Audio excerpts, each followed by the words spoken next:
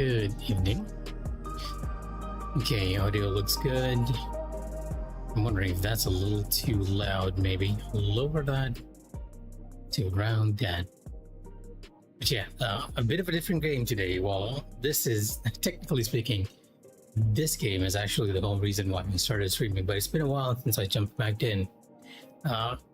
Yeah, welcome to Final Fantasy XIV, one of my favorite MMOs that I've been playing pretty consistently, except for maybe the past year, which I took a pretty long break.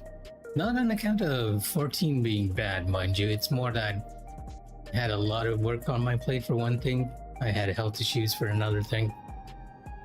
I was getting back pretty late and I didn't really have time to raid, which was the main thing that I kind of did back on 14. Haven't really jumped into the casual content either because a lot of other good games kept coming out, right? So many good games came out and doing that in the past year. I'll lower the audio ever so slightly. But yeah, in terms of progression, I believe I am significantly behind. My highest gear is 760, and I believe the current gear is 780, I think? I think it's either 780 or 790, one or the other. Very close to 800, considering that Evercold is just around the corner. But yeah, tonight I'll probably be just doing the main story quest. It's unlikely for me to be able to jump into anything since I'm so behind in gear, at least on anything challenging, so it's just going to be story content.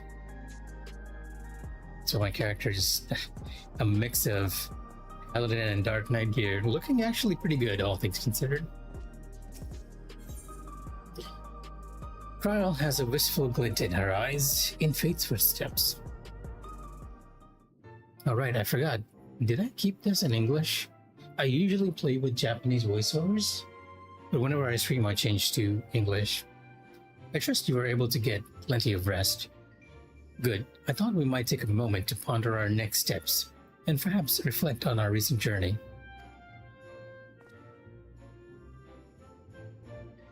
I must admit my thoughts often drift to the Mist Continent and our stay in Treno. It was heartening to see the Milala prosper despite the odds, and my own flesh and blood strive in the Levin-wrecked landscape. Sveen was eager to restore diplomatic relations, and I have no doubt that Alexandria will provide much-needed support for their neighbor.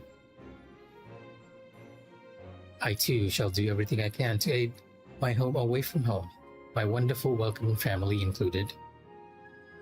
For the time being, though, I'd say we've accomplished all within our power. I suppose that just leaves the matter of Preservation's research. It is yet unclear how Calyx learned the techniques he used to summon his Dark Primal.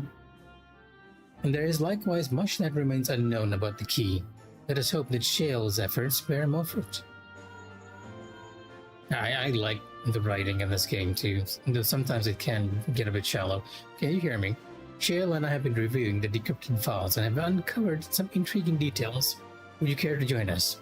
I should probably get a bottle of water near me. There, Final Fantasy XIV has a lot of text. We'll be with you right away. Excellent.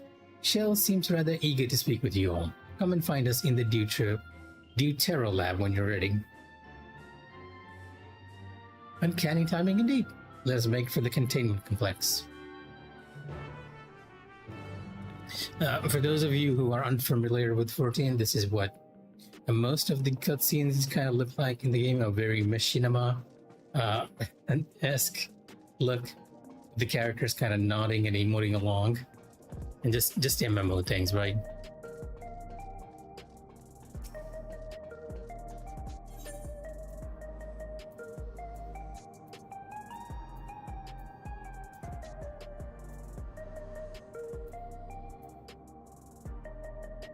Wait a minute, wait, where?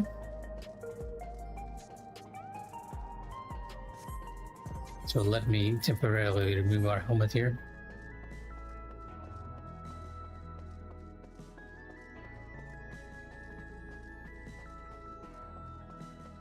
I wanted to get back home as early as possible to start this patch, but unfortunately, I was a bit delayed. For one thing, I needed to get a long enough LAN cable that I could connect my PC to, and I got around 10 meters of a LAN cable and it barely reaches here. I'll need to find a way to create a bit of a safety net though, because right now it's coming from my living room and into this room and behind the PC, and there's a long line stretching over here. I am 100% certain someone's gonna trip over this, so at some point I'll have to find a way to make sure that people don't trip over it. And looking at my footage, and is it just me or does the game look a bit blurry for some reason on the stream itself? It's very sharp in my view itself.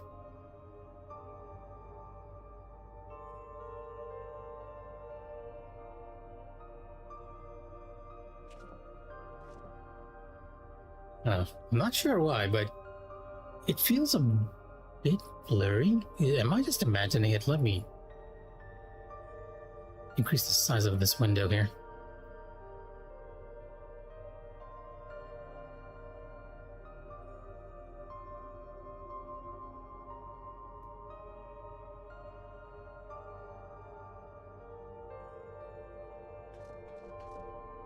The frame rate seems alright. It's just that the icons and everything seem oddly blurry. I'm not sure why.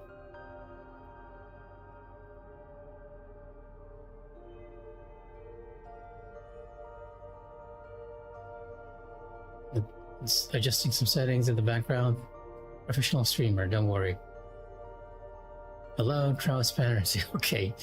Data terminal. Well, when we allow transparency, the only thing that's visible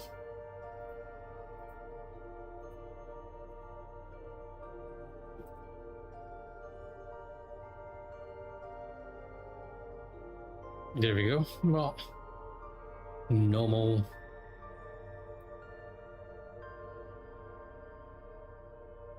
Okay. Yeah. It still seems a bit blurry, but I'm not exactly sure why that's the case. I'll check it out later, I guess. Plenty of time to check on FF14 stuff, all things considered. But yeah, I've been playing this game for a very long time now. Ever since A Realm Reborn released. On and off. I think Dawntrail might be my longest break section ever, and that was only for one patch, more or less, just the raid patch, and I kind of regret doing it because I'm so behind in gear. Given that all the data is stored with electrope devices, Shell's expertise has proven invaluable. Electrope being just electronic devices. I am still bothered by how blurry this looks though.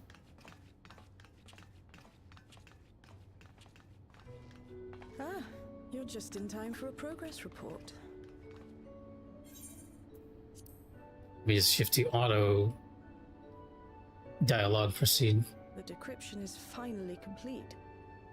As we suspected, and let me record of preservation increase the volume here so that you guys can hear speech. A quick scan of the files, however, failed to turn up the information Y'shtola was after. Indeed. No mention of the Ascians, or primal summoning techniques for that matter. While Calyx doubtless received instruction from someone possessed of such knowledge, there was naught to identify this benevolent mentor. Benevolent mentor? I am, however, pleased to say that we found several reports concerning the key. Yeah. Nope. We know the key is used to open paths between worlds, and just as the Milala were unable to return after reaching the Mist Continent, so too was Preservation unable to gain a mastery of the prize which had passed into their possession. The data suggests that a particular formula or procedure is required. A process which Calyx appears to have understood to some degree.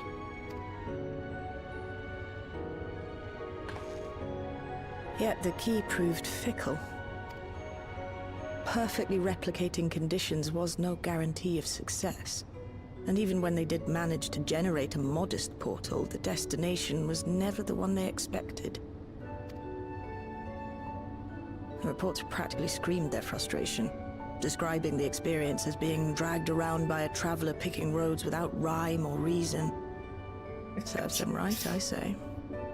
Considering that the key is Azim's, that sounds very much like something Azim would do. After much trial and error, Preservation began to experiment with external actuation devices for the key. Striving to maintain a stable pathway to a chosen location, they conceived of the technology that forms the gate to the Golden City.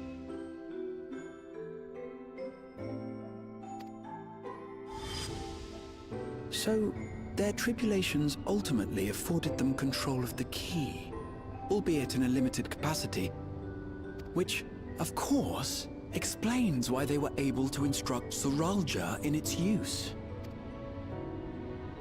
thus enabling the unprecedented feat of transferring Everkeep and its environs to the Source. After the Endless Fiend took the key unto herself, she opened pathways to other reflections in her hunt for ether, did she not?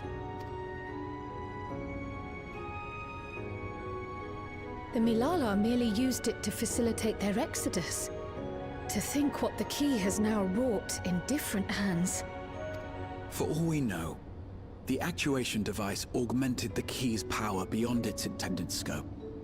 Were your goal to plunder whole worlds of their ether, a tool designed to simply transfer people would likely be insufficient.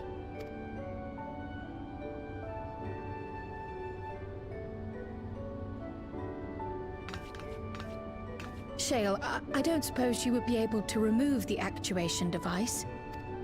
The machine made for that very purpose is still functional, thankfully. It shouldn't be a problem. Oh, is that how we'll be able to use the key? What do you think? We don't even know how the key works. If the device is somehow interfering or amplifying its capabilities, I believe we ought to remove it. I think that's a good idea. Here you go.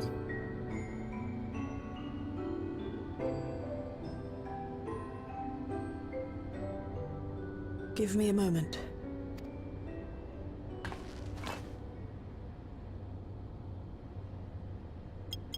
That was what we saw in the cutscene, right?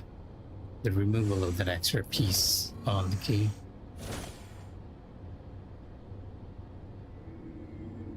Allowing us access to the crystal inside.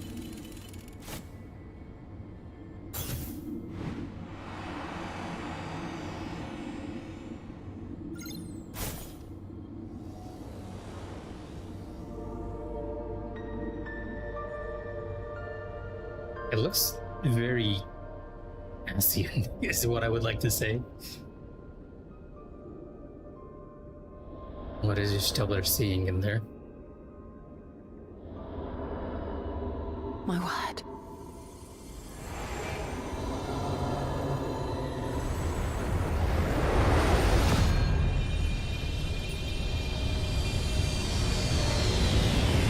Ishtola?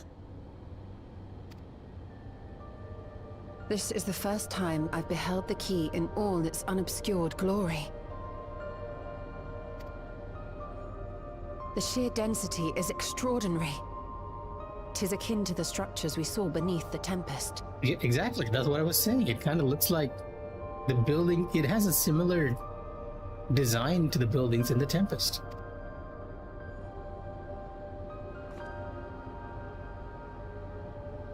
Now that you mention it, the ornamentation is reminiscent of Amarot.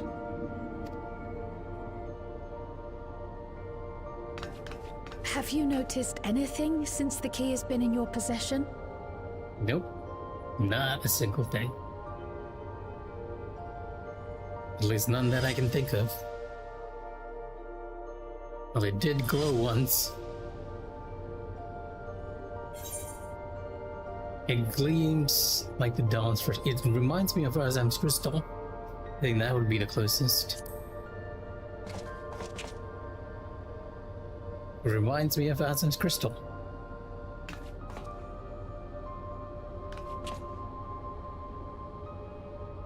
You're suggesting the key has some connection with Azam. Right. A plausible theory, although one we are yet unequipped to prove. I mean, the going theory for a while now has been that this is something that Azam used to travel between worlds. Azam being our previous reincarnation, in a sense. Or theorized reincarnation. My apologies.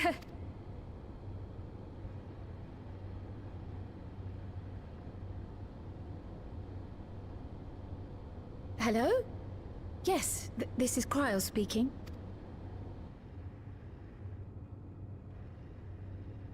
Oh, don't tell me I'm gonna have to run off when we're at the most interesting point of the story.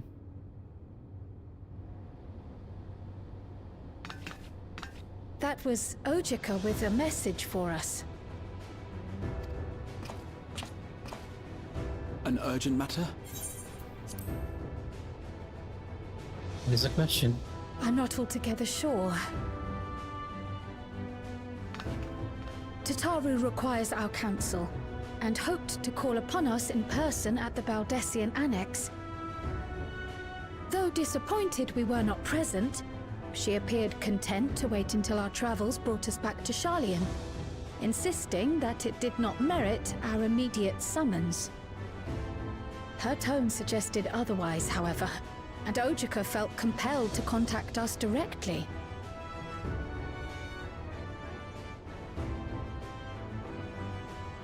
Mayhap the time has come for another journey across the salt.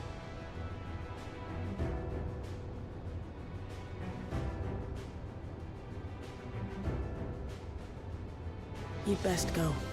Though I'll not deny that I'll be sad to see you leave.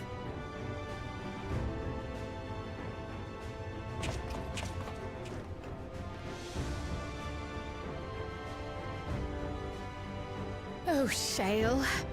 I can't even begin to thank you for all you've done. We will be forever indebted to you and your Oblivion colleagues. The debt is ours. We'll never forget the sacrifices you've made for us, for Alexandria. In the meantime, I shall keep sifting through the data. You'll hear as soon as I find anything of note.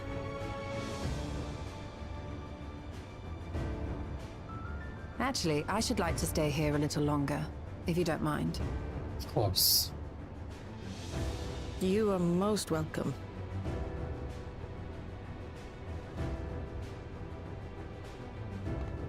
And might I borrow the key for a while? I wish to study it further. With the utmost care, I assure you. Of course. I can't think of anyone the key would be in better hands Well with. then, shall we be off? Ojika will be expecting us.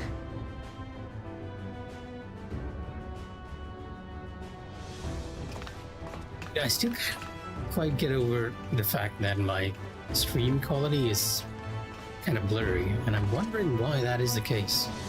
Is there some sort of filter on this? No, it's pristine. Trail to the heavens. Yeah, I always really like the way they do the typography for these patches.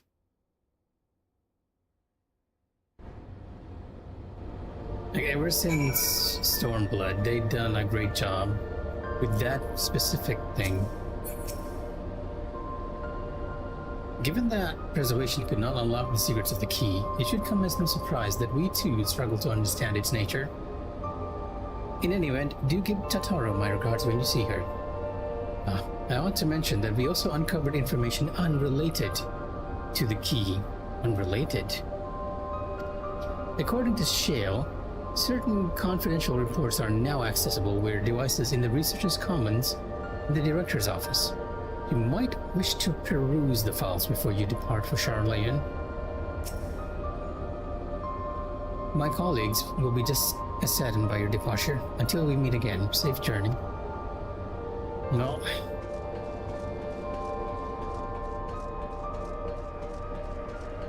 Considering that we can now teleport over here without too much of a fuss, I doubt it makes much of a difference.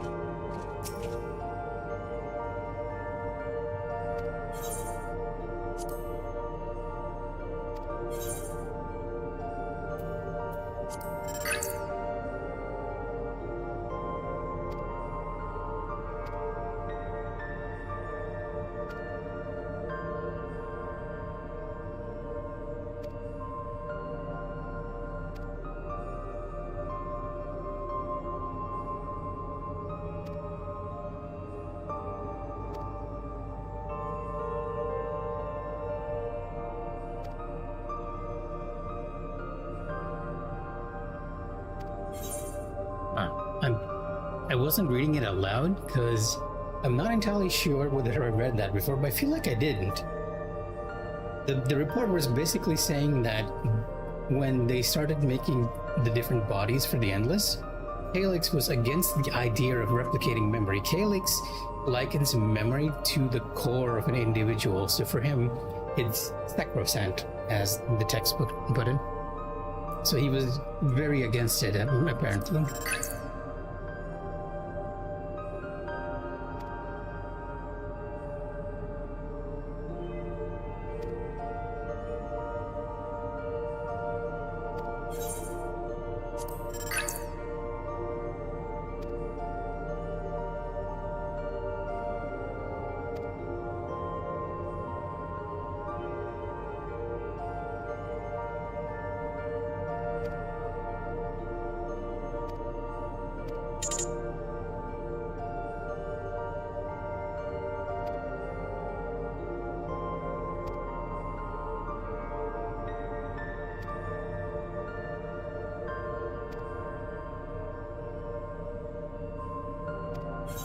Yeah, that one I feel like I did read. So I'm sort of wondering if those are the reports that Y'shtola mentioned. Then I should go and check. I feel like the memory thing might be the new one. Well, let's check the other room just in case.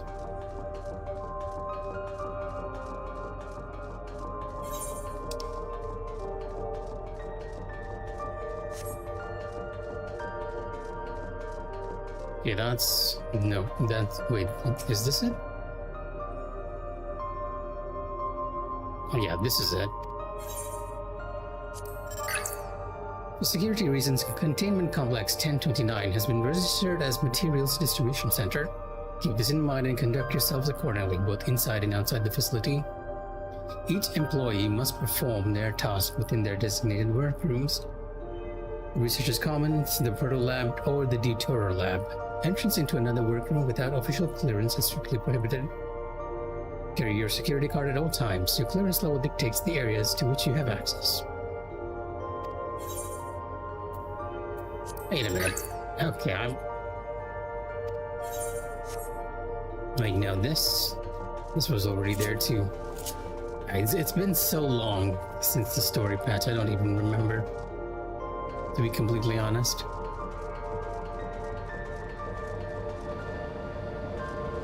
The Proto Lab, this data tablet was here before.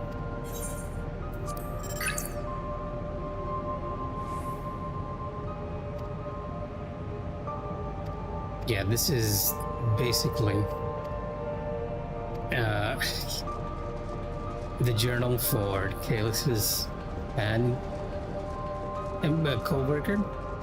I was about to say fanboy, but that person was a co-worker, so...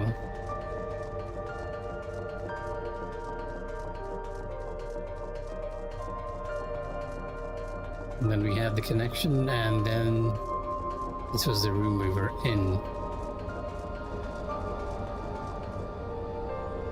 No data records here.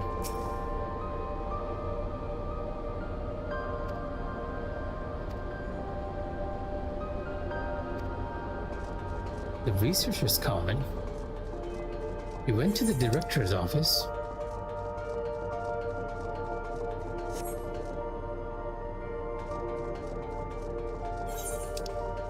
Oh, it's on the other side. Wait, so it was that one, that data set. Maybe it was the other entries? Because I feel like I read that before.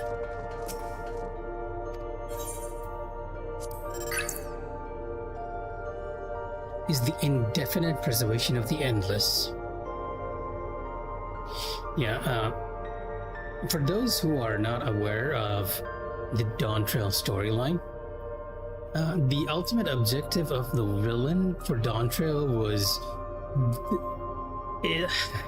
I am simplifying it, but they were basically uploading the memories of individuals and the souls of individuals into this one giant, what I could only describe as a digital representation where they could live infinitely, and these people were called the Endless. So this facility was in charge of making sure that they could do it, right? Not they could do it, was in charge of making sure that process succeeded.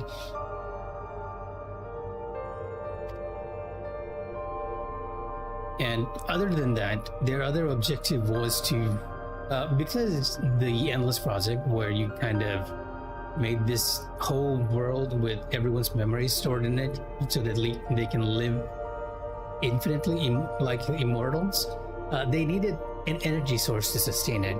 And the idea at the time for them was to get their energy from other living beings in other dimensions. Well, it was never explained how, but they basically got the energy from other people by processing other people in other dimensions is the best way I can put it. And we came in, we stopped it, and we discovered that our reincarnation, well, this is such, it's so complex. Just coming in between, in the middle of the story, there's just so many plot points that I need to touch on. But yeah, the basic idea is that in order to access these other dimensions, our previous iteration had actually left a key that allowed them to travel between worlds, and these guys got their hands on it and they were trying to experiment and learn how to control it. The key was what you kind of saw, that the bright crystal. Why is the Ditoro lab chief redacted?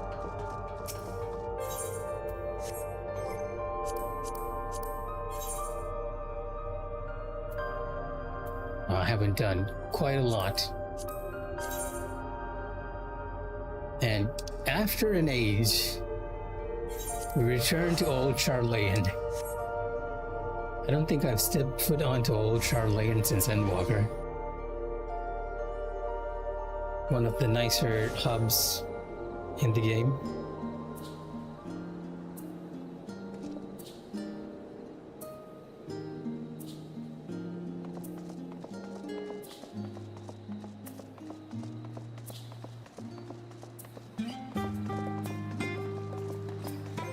Incidentally, I'm not running this on. It's such a weird... Is that why? Huh. When I'm running it on blurless window, it has a very weird resolution. I'm not sure why this is the case.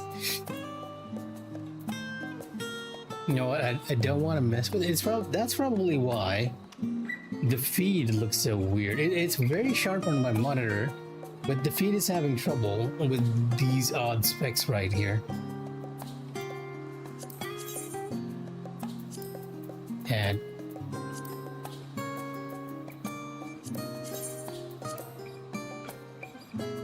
I don't think that made much of a difference, to be honest.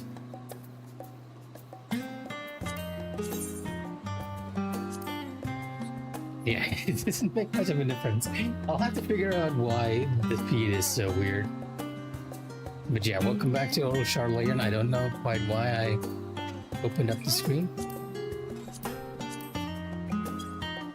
And I had put in a custom one because I was raiding at the time. I'm gonna put it to high laptop or even maximum here, just for the story stuff.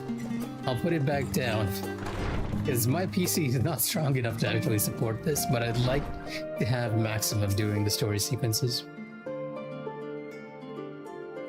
It still bothers me that the feed is somewhat pixelated. I don't even know why that's the case. Oh dear, it occurs to me that I neglected to bring gifts from Tural. Considering the extra work they've had to handle in my absence, I dare say I owe them a veritable mountain of snacks at the very least. It's okay, Graha. I thought it best to hear what Ojika has to say ere we meet with Tataru. I do hope she's well. And what manner of nonsense are we getting up to now? Welcome back, and what a pleasure it is to see you too, Mikh'a. Thank you for contacting us, Ojika. We came as soon as we could. Of course, it felt prudent given how troubled Tataru was. Your concern is much appreciated. As it so happens, we'd reached a convenient juncture in our investigation. Shale and Ishtola have matters well in hand, leaving us free to make this trip. That's a relief to hear. Now let me fetch Tataru for you. Why don't you take a moment to relax in the main hall? I'm sure you're all still fatigued from your journey. That's a bit of a rare emote from the main character.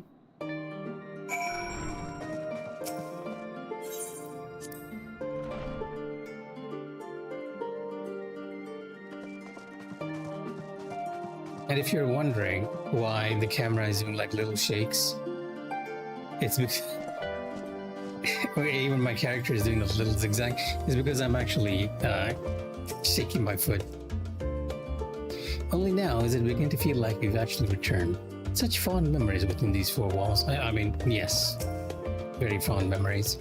Given how frequently Tataru is away on business these days, it is a small miracle we're in the same place at the same time. And now we wait.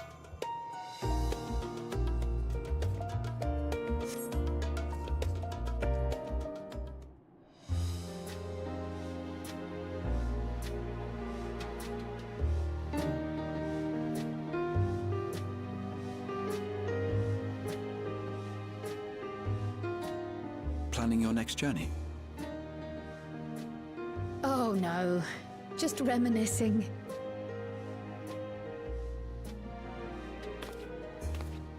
Thinking back to when you bought this map, and how you all encouraged me to make the voyage to Tural. Are you glad you did?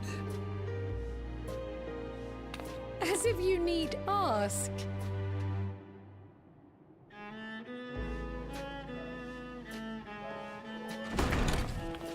Welcome back.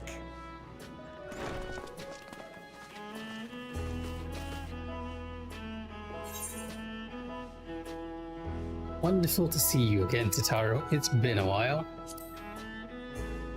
It's been a while. I'm so glad you're here. Ojika contacted us. He intimated that you were rather concerned. Intimated? Come to think of it, Alphino said he and Alize would pay you a visit upon their return. Have you not seen them? Oh no, they were here. I was regaled with many a tale of your Turali adventures. It was only once they departed for Garlemord that the rumors came to my attention. Rather alarmingly, void-sent sightings seem to be on the rise across the star. Void-sent? I was reluctant to bother you with mere hearsay. Okay, that explains why Zero is going to be popping up with. in the storyline. But earlier I received a confidential report from the Grand Company of Eorzea. It's as if a mighty dam has been breached, flooding the land with foul creatures.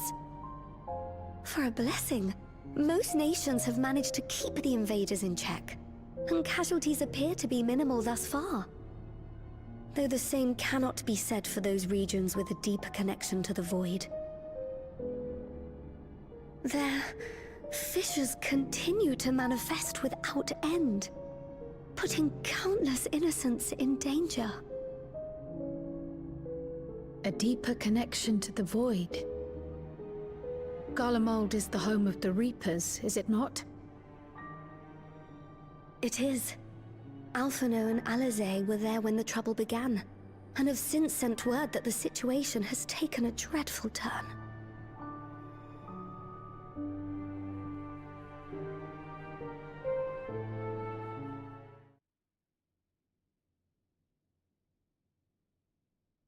A short while earlier, in Tertium,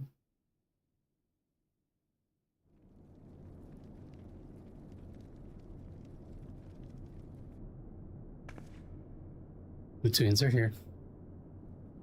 I guess they're trying to make sure no one gets in trouble. Thus concludes the abridged account of our time in Tural. Now I shall leave you with the words of the late Dawn Servant, Galul Jajar. Or maybe not.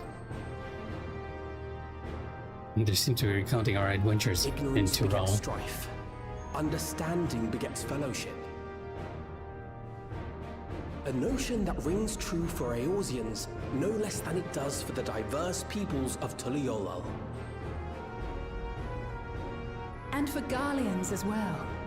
Even sharing something as simple as a local dish can pave avenues of understanding. It's up to all of us to forge new bonds, together.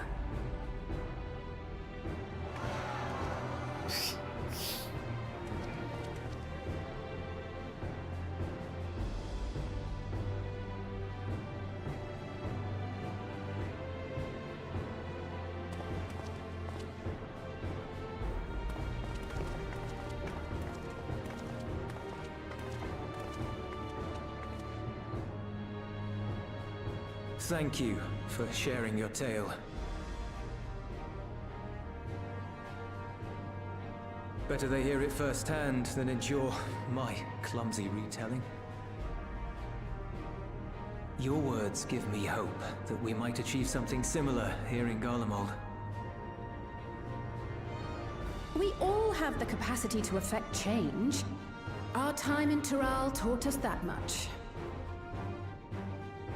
And now that we've returned, it's time we rolled up our sleeves and got back to work. Unfortunately, something's about to happen. I've already sent missives to the other nations, informing them of our Alexandrian friends. I also intend to notify the Garlean community officially. If both sides are amenable to the proposition, we shall gladly assist in establishing diplomatic relations with Alexandria and Tuliolal. Thank you. But are you sure you've recovered from your journey? It sounded like you've hardly had time to catch your breath.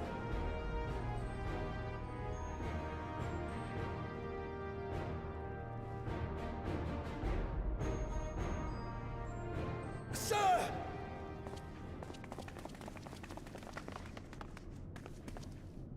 Lapis Manalis is overrun with void scent. We've sustained heavy civilian casualties. What?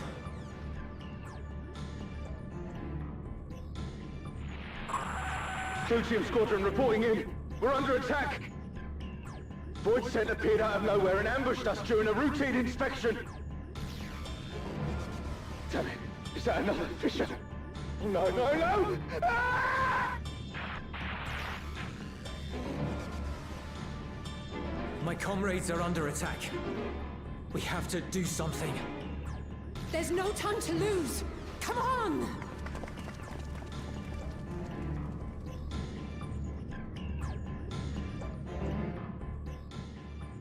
The Garlean community is ill-equipped to defend themselves against such a threat. Even with the aid of the twins and the Ilzabard contingent, they face daunting odds.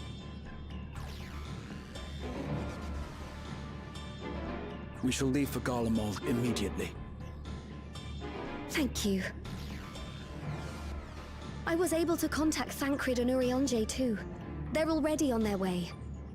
With any luck, you'll be able to rendezvous with them on arrival.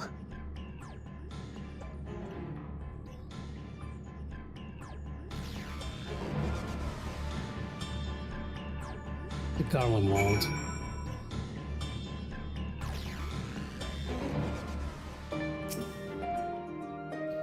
I don't believe you've seen Thancred and Urianger since our battle with the Endless Being, have we? They too must have returned here at some point. Clearly, we made the right decision to come to Charlayan, though I dearly wish the circumstances of our return were not so grave. I've been told Alphinode and LSA have withdrawn to Tertium to request aid on the front lines. They seemed intent on rejoining the battle once reinforcements were ready, but I shall tell them to wait until you arrive.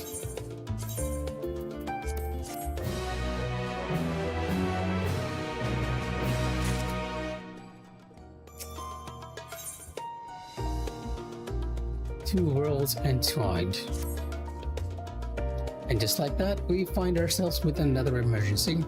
Fortunately, there is yet time for us to make a difference. Let us make haste to Tertium. Indeed.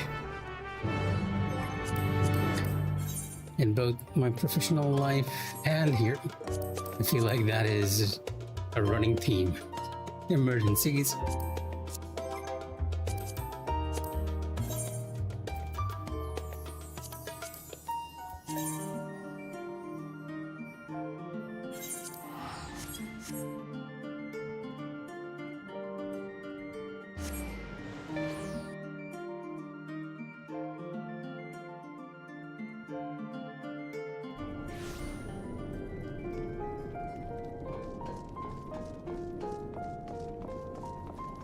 As I feared. When I'm streaming, I can't actually get a full 60 FPS with max settings. Alright, let me drop that to high laptop instead of maximum.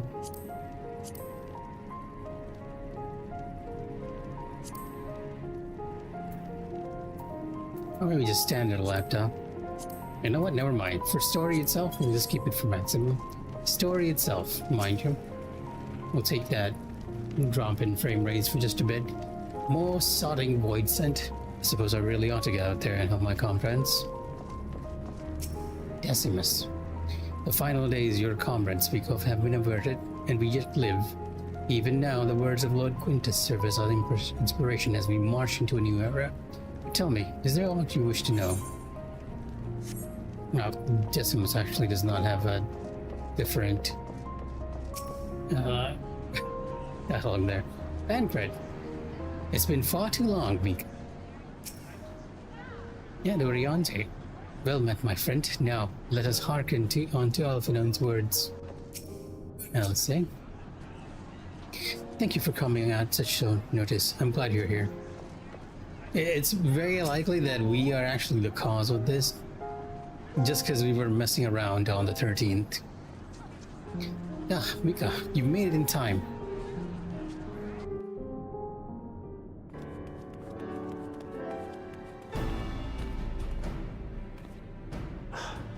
You picked a frosty spot for a reunion. Oh, it's gonna get colder, Thancred. Tataru sent word that you were coming. Full glad am I to see you all. Though I'm afraid this is no time for pleasantries. Planar fissures have opened up across Garlemald, inundating the region with void scent. As far as we can ascertain, there are two focal points of their assault.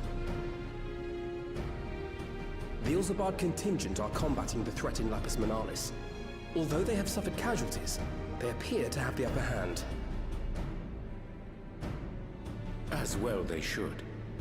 The many talented Uldan thaumaturges among them should be more than capable of closing any fissures they encounter.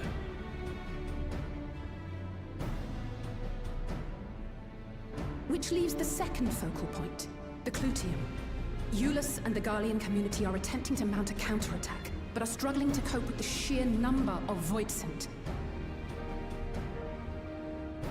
They've fallen back to the north of the Imperial Palace, Can you lend your aid in securing the area?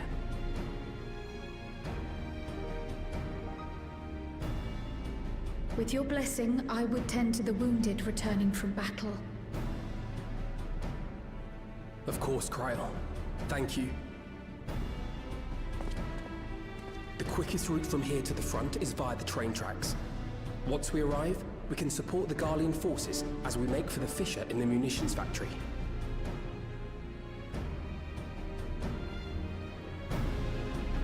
Sounds like a plan.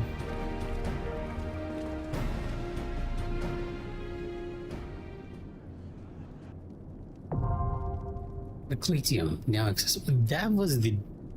Okay. Do I even have the gear for this? I hope I do. Ryonji? I've seen to my preparations. I suggest we sally forth ere the cold winds sap our strength. But the Ryonji and Tanpren really not used to the cold. I can't say I have your knack for dispatching Voidsen, but our time in Tural gave me many opportunities to hone my skills. You shan't find me wanting. Small talk. Even with Magitech support, the Garleans are struggling to beat back the Voidsen. We must join them as soon as possible. As soon as I talk with everyone. I've often thought that if I had been more adept in tending to the wounded of Solution 9, perhaps not so many would have been lost. I shall do my utmost to see I do not look back on this battle with regret. The Clitium once supplied the Imperial Army with all manner of munitions and war machina. Like many such facilities, I'm told it had fallen to ruin in the wake of the Empire's collapse. In these frosty climes, the weather is much an adversary as any Void Saints. We ought not tarry. Okay, sure, why not? This is their recommended spec. Yeah, I guess I can't be taking Tancred here. Because... yeah, okay, we'll go with Graha and the twins for this one. I stand ever ready.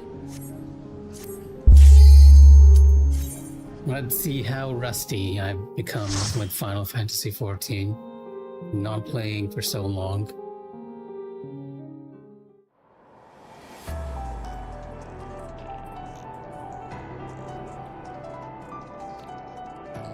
Okay, still bringing that good music in.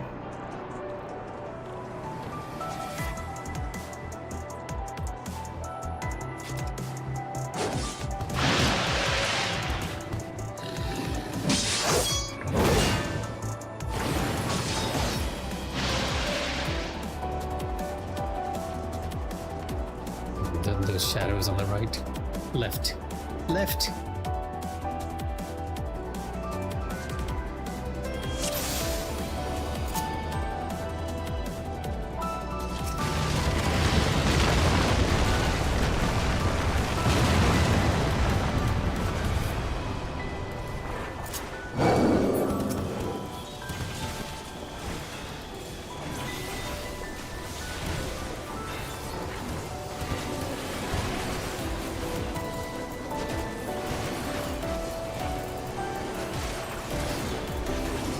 May? You may.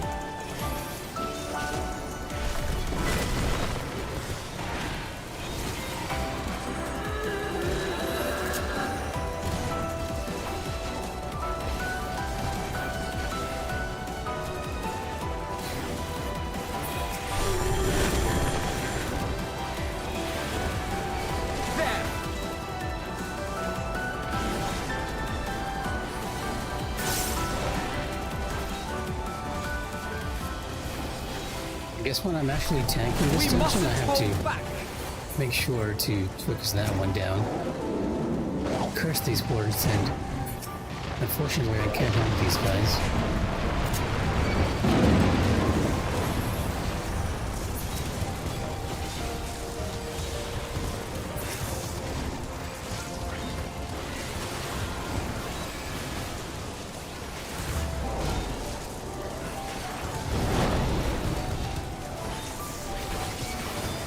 I've definitely slowed down compared to before. I have you! I didn't check the eye level for this fight. If I may? You underestimate me!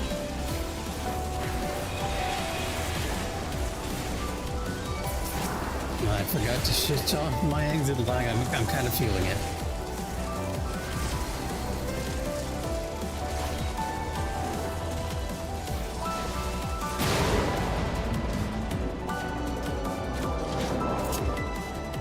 You just keep coming. How about you? Via Varis. So for you to drop in.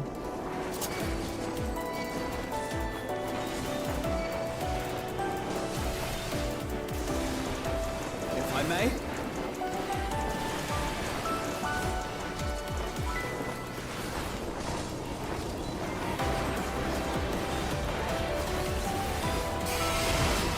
If I may?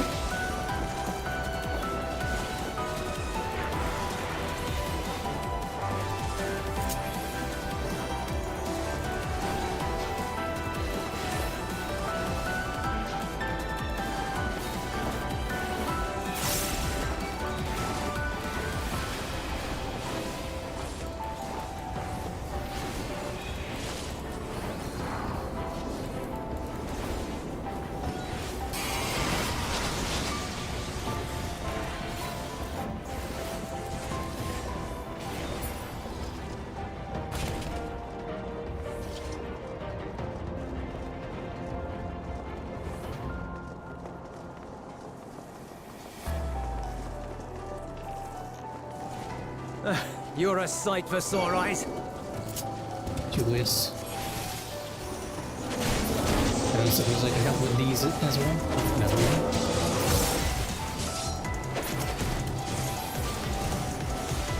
I should have kept my rampart for this one.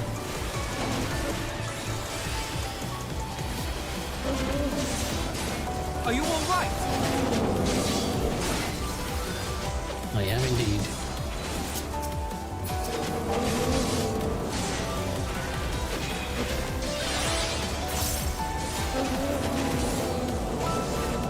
Thankfully, I haven't quite forgotten how to play Paladin. Now that this is the most complex job around, this is arguably one of the easiest tanks in the game. Maybe a little few buttons to press, but easy nonetheless. You underestimate me! Appreciate the help. Well, not like we actually did anything to you guys. We'll handle things from here. Take care of the Fisher. Our first boss.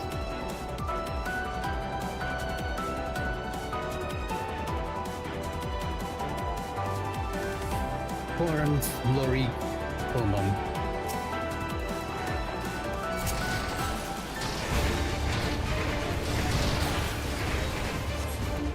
Eyes on me.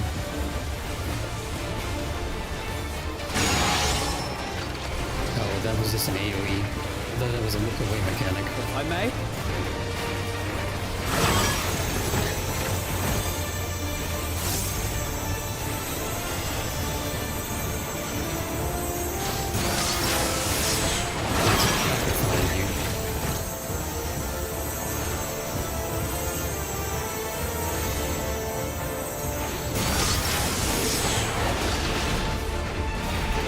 Oh, come on.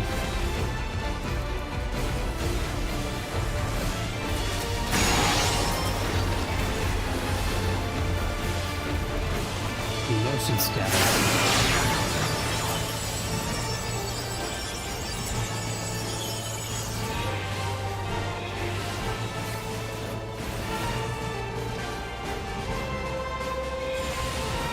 Oh, I can't even auto attack. Oh, okay. Fair enough. Interesting mechanic there.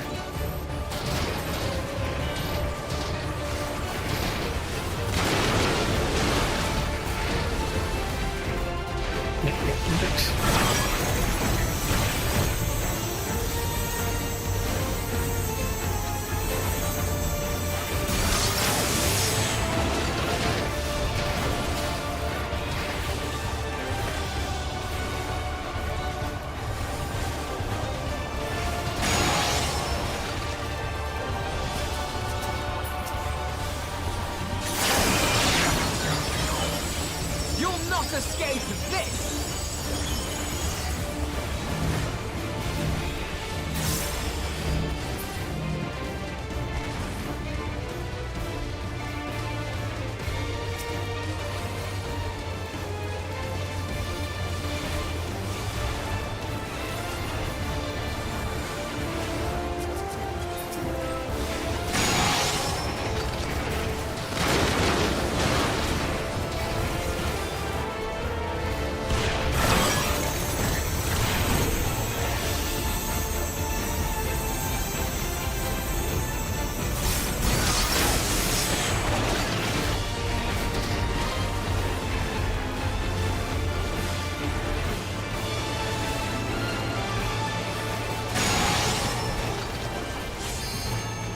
Allow me.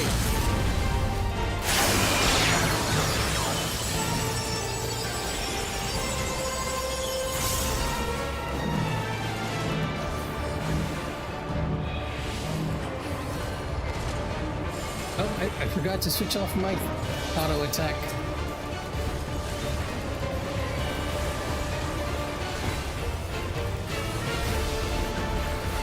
It's gonna mess me up so much.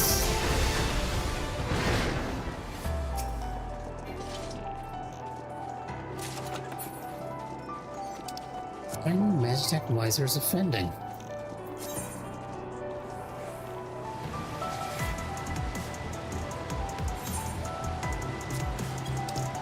We want to check the eye level. It's 765. Yeah, I should probably be spamming the dungeon to upgrade my equipment as soon as possible. I am behind in a lot of ways.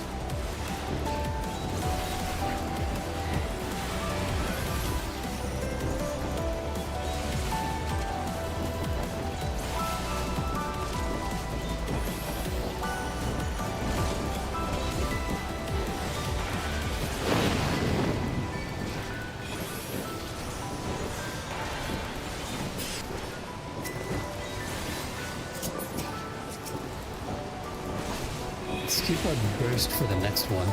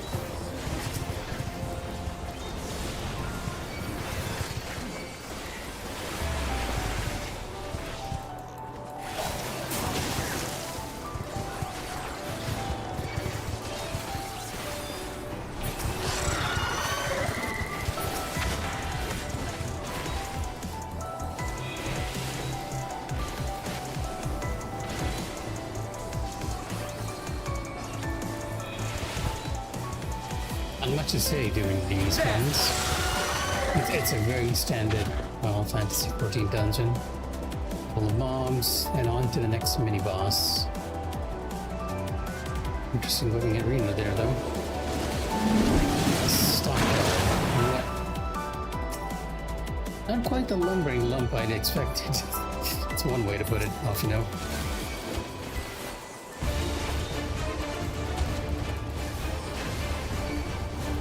It's probably AoE. Are you all right?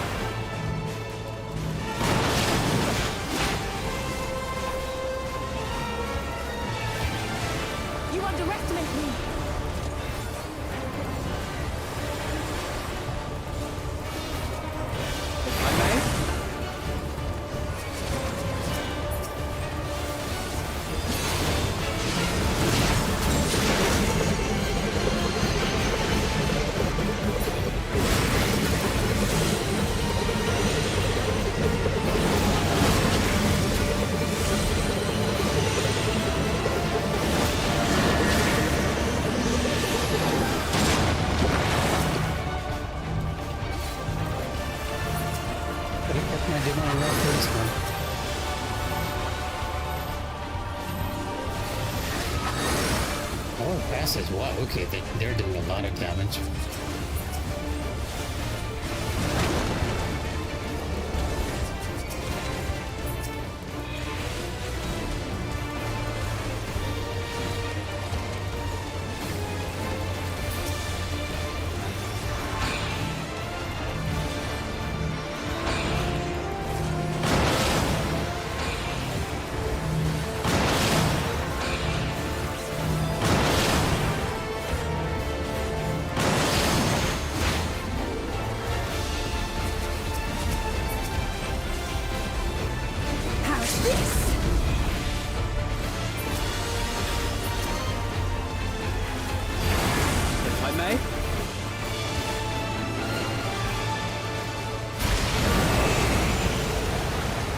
Quite the challenge. I'm far to the play team now. To be honest, I felt like that was easy. 3 match type claws of casting.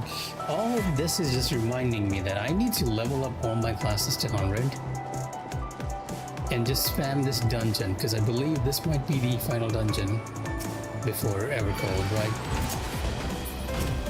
What in tarnation are you guys? If I may? Scrap gargoyle. Like I've not seen this monster before. Definitely using the demon body there. Just a different model, all things considered.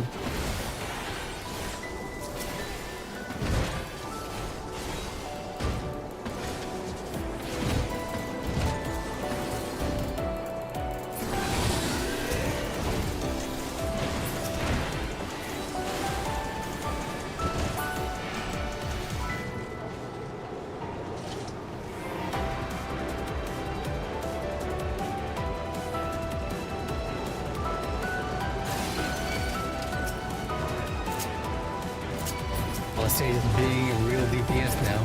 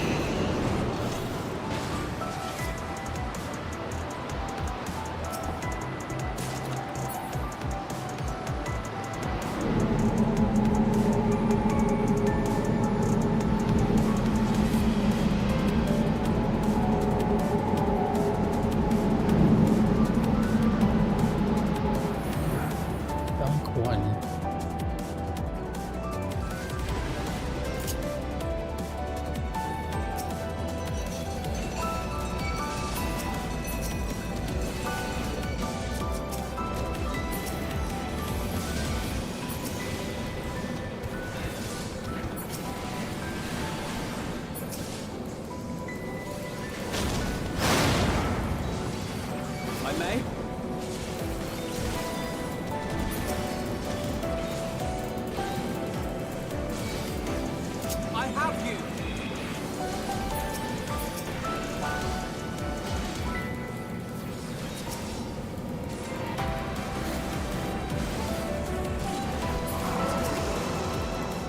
If I may? You underestimate me!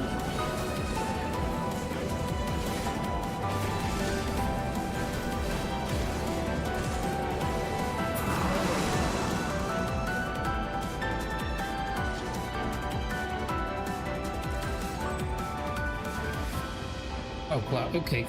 They're actually going without me. Never mind. I wanted to take a look around, but we'll do it after this. I believe this might be the last set of mobs before the boss too.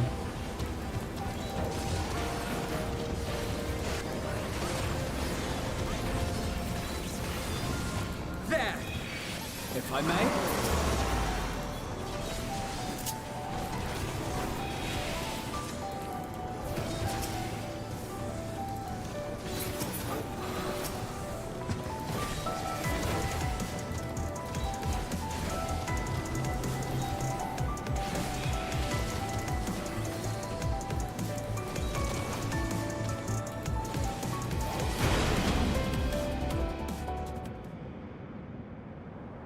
What void center are we facing now?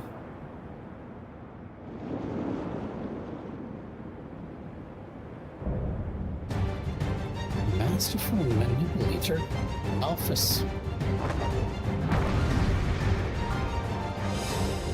If that is a boss from a previous Final Fantasy, I do not know. What is this place anyway? Why does it look like they're just wires all across the place?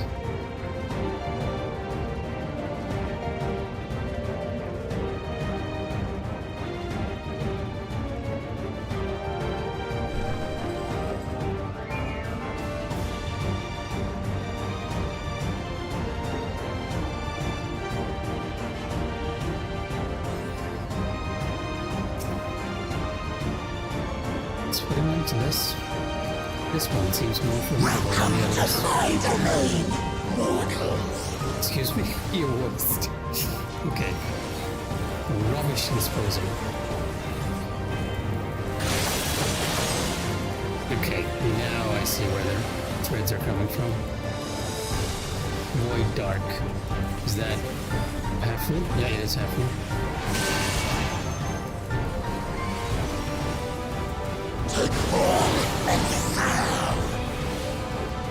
Scrap metal.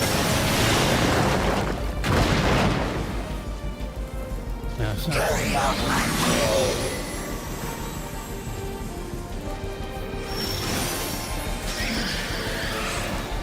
Oh, I broke it.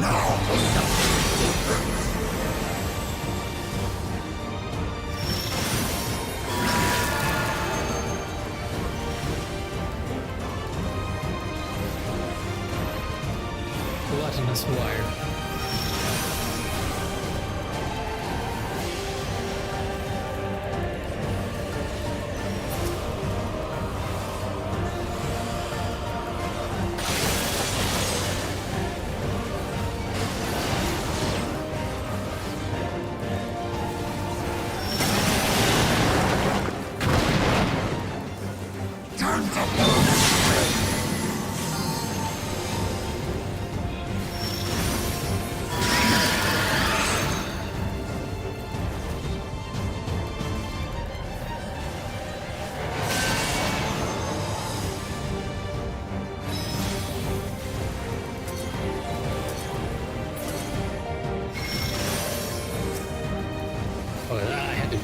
Okay, never mind.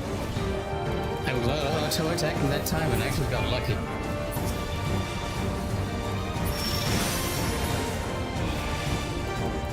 Oh, no damage.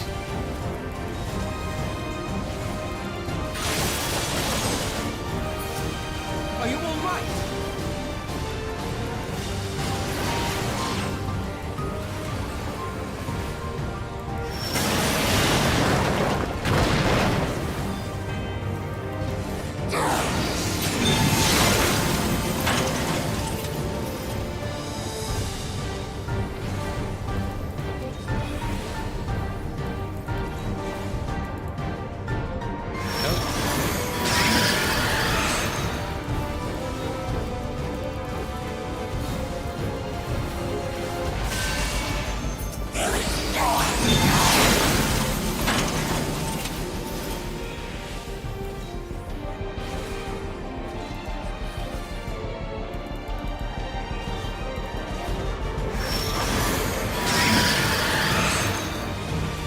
Oh, boss in the end.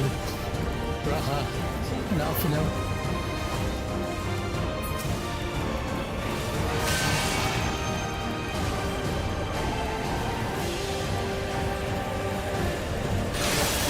I can make that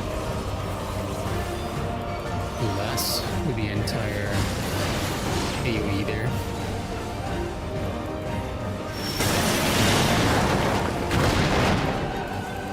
Time to burn.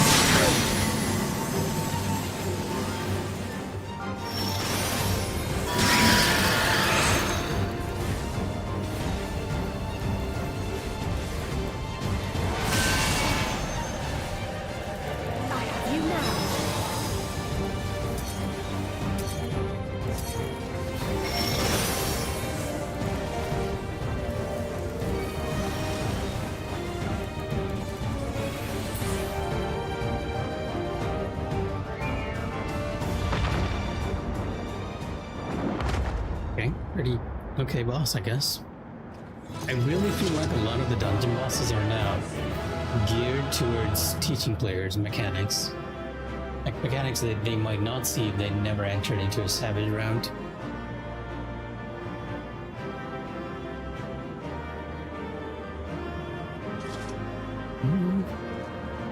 Now let's see. There's no fight left in them now. Don't worry, I have my eye on them. We need only close the fissure. I'd wager the creature is not locked for this world, and he is weakened though. Often doesn't. They still breathe, albeit faintly.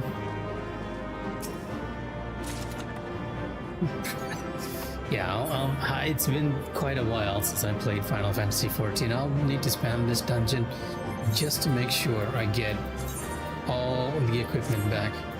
So why am I getting the Historia one? Isn't the other one better?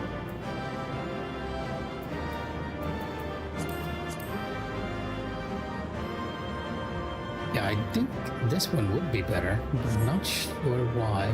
Well, I guess it does have 5 levels. And there's the relic, so much to do after just taking a break for that one raid here. He's not saying anything though. I like the fact that they made this guy somewhat reminiscent of Diabolos. Somewhat, right?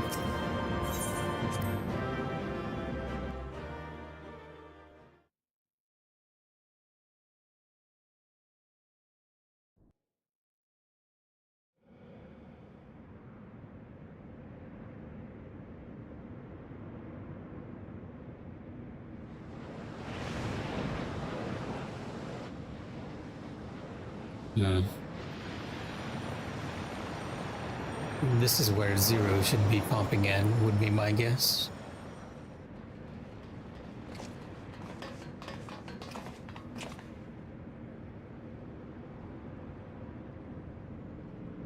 I think that's all of them.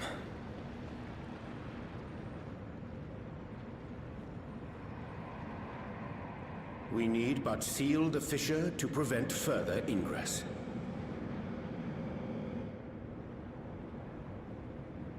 It's over. Don't speak too soon. I can only imagine the extent of the damage were it not for your aid. No. On behalf of the My Garlean plans have community, changed. I thank you for all you've done for my people, for my home.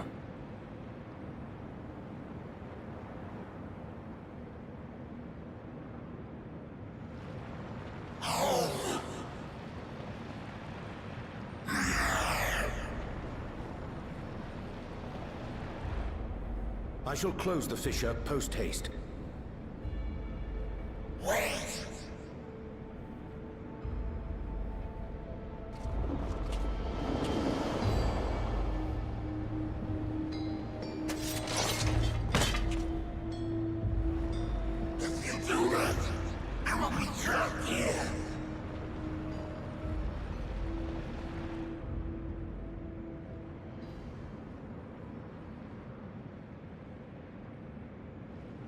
You risked your life in vanquishing the creature. Would you at least let me bear the burden of deciding its fate?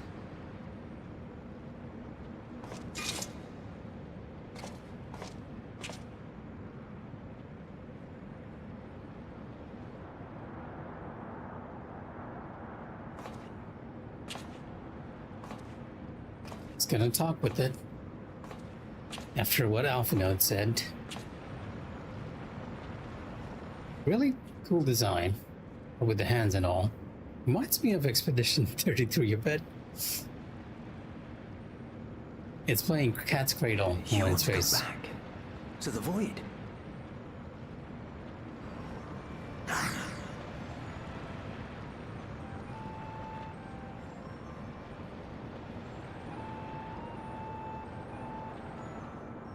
Your kind have entered this realm before, some seeking death that they might rejoin the life stream.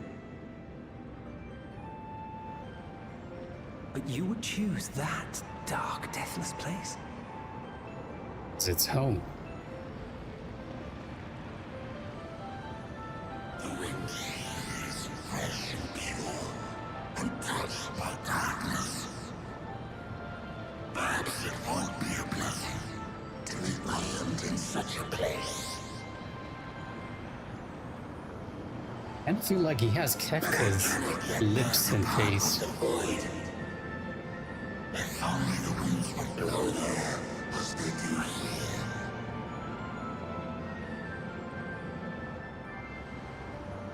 I long to return, to see my home unsullied, as it once was. Is this one of the warriors of light who turned into a fiend? We know that pain all too well.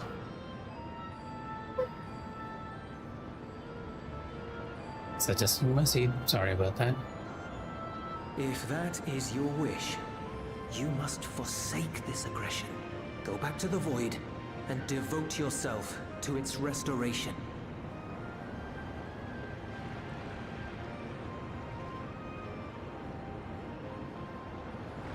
I have a friend, Zero, who hails from your home.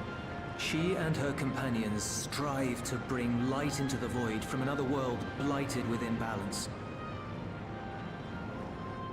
I hear their efforts have already met with some success. One day, they'll drive the darkness from the void, I'm sure of it.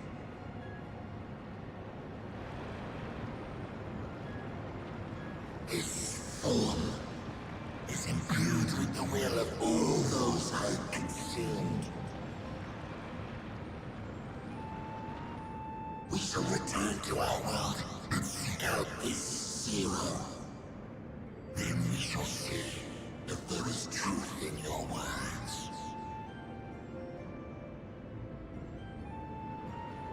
She won't disappoint you. That much I guarantee.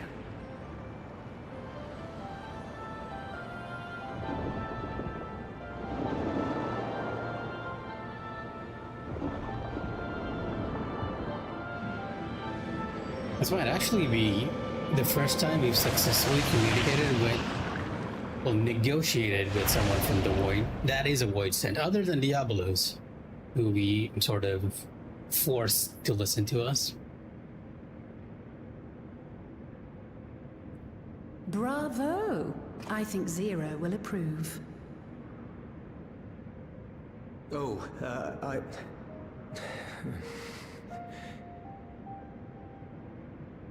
Indeed, that was truly heartening to see.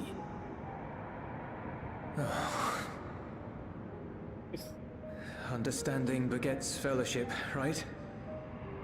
I thought I might lead by example.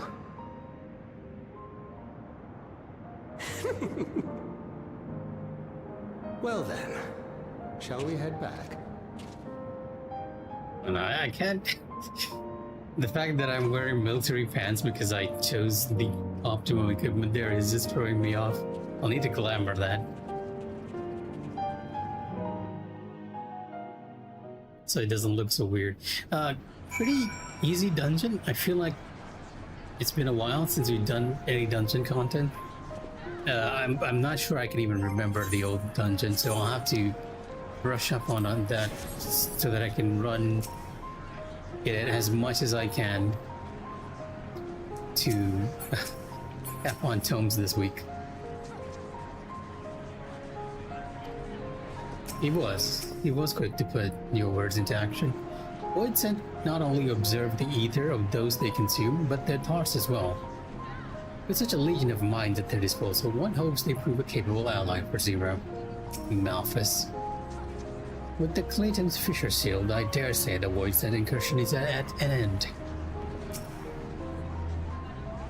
The boy's come a long way. All credit to Zero for nudging him in the right direction. Julius? Reports have begun trickling in. By all accounts, the Ilzabard contingent was successful in containing the threat on their front. For Voidsent to attack in such numbers as we were finding our feet, I daren't imagine the consequences had you not provided such timely aid. On behalf of my comrades, thank you all.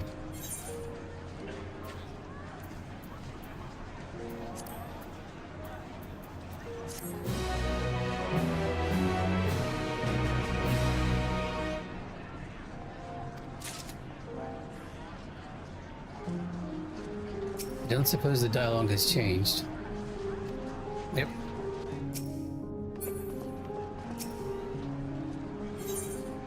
Something weighs heavy on Thancred's mind. Grave presentiment. Usually the story ends after The a Ilzabard contingent has dungeon contained the patch. threat on their front. Things appear to be under control for the time being. Though it remains unclear why the fissures opened up in the first place. Yeah, it might According to actually be Tataro, the final similar story ruptures quest are in occurring the structure. across the star. One thing is clear, however. The phenomenon is not without pattern. The tendency for fissures to emerge is pronounced in regions deeply connected to the void. Places where the barrier between the two worlds is at its thinnest.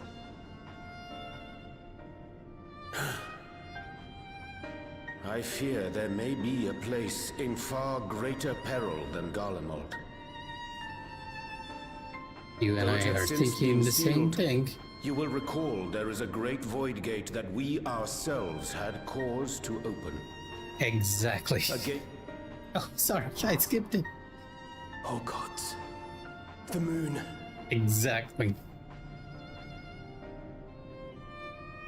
With our attention fixed upon planar fissures, I failed to consider this vulnerability. All other paths unto the void are but pinpricks in the veil compared to that great lunar rift. All things considered, that was what I meant by saying that we might be causing everything. Better hurry. Let us To make the for moon. Bestway's burrow. I dare say the Loporrits are well aware of current events. We ought to have Kryl join us once she finishes tending to the wounded.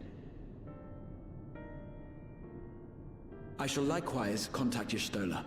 Her knowledge of the moon's void gate is second to none. A number of my fellow Garleans now call Mare Lamentorum home. Alphino, Alize, please see they come to no harm. Wait, the Garleans went to the moon? We'll be back before you know it.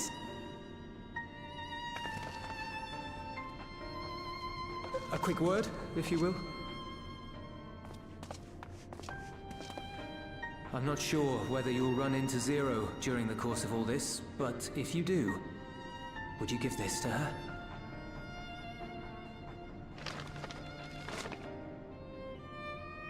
Emergency rations, in case of a protracted battle. Can't imagine she's eating all that well in the void. Remind you that Zero doesn't need to eat. She likes dumplings.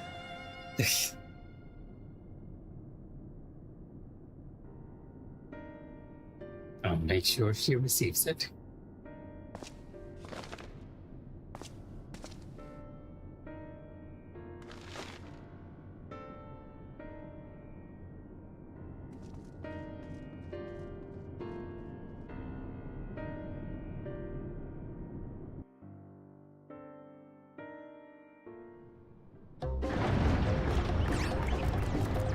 course, the Lopperids are running around in chaos.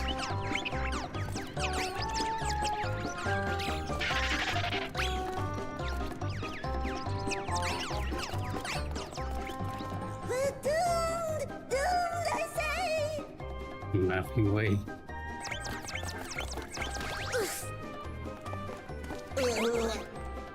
Given thy panicked state, I presume the Lopperids too are beset with void scent. Oh, what sweet relief it is to see you all! Yes, void scent, and lots of them! They suddenly came pouring forth from the crater! I had dearly hoped to find my worries unfounded. For some unknown reason, the Void Gate seems to have partially opened. Living May dashed off to activate the brands and halt the Fiend's invasion. But she hasn't come back, and we've since lost contact. I suggest we make for the brands without delay.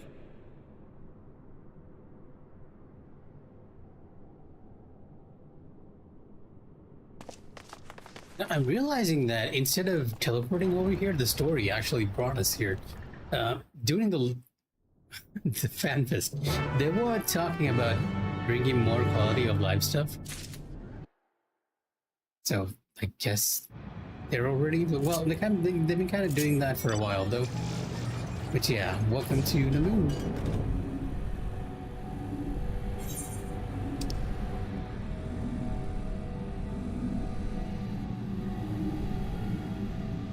Hey, I'm going a little too far.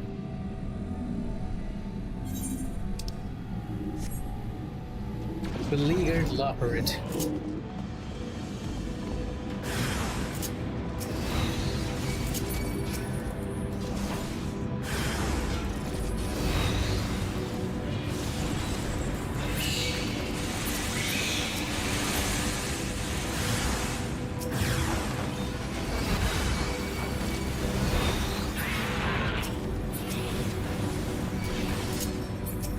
Other players are also doing their quest.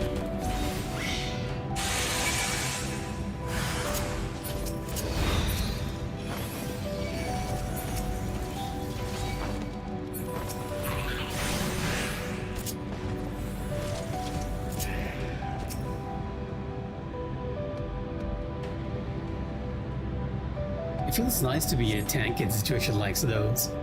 My valiant savior, I was so frightened I dared not move an ailm. Oh, you're looking for Living Way? I think I saw her heading southwest towards the Drowning Brand. She had several slaughter bots in tow, but I worry there won't be enough for all the void scent. You'd better hurry.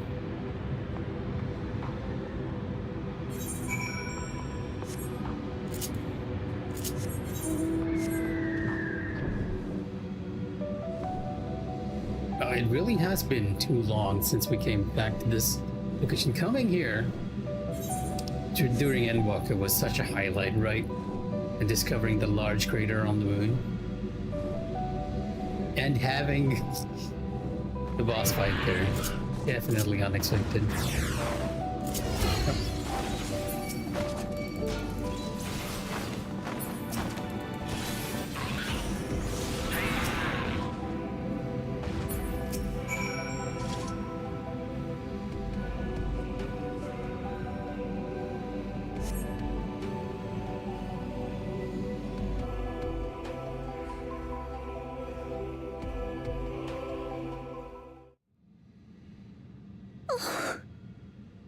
I'm saved! I dread to think what would have befallen me if you hadn't intervened! Good to see you as well, I was Living Way. never in any real danger, of course. I knew you would realize our plight and rush to our rescue. I appreciate the confidence. What has happened here? This is likewise plagued with void scent. Wouldn't you guys know you're constantly Only we monitoring the place? prioritized further development of the void scent slaughter bots. We could have stemmed the tide ourselves. I don't think your bonds are doing. What a tremendous demonstration that would have been. Irrefutable proof that I was mankind's staunchest ally and the greatest lover to ever live. I can practically taste the praise. Okay, Living Way.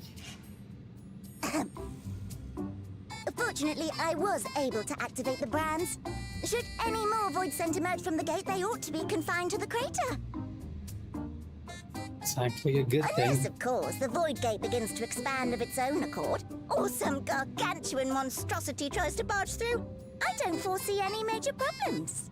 Oh, yeah, the red flags are just mentioning themselves now.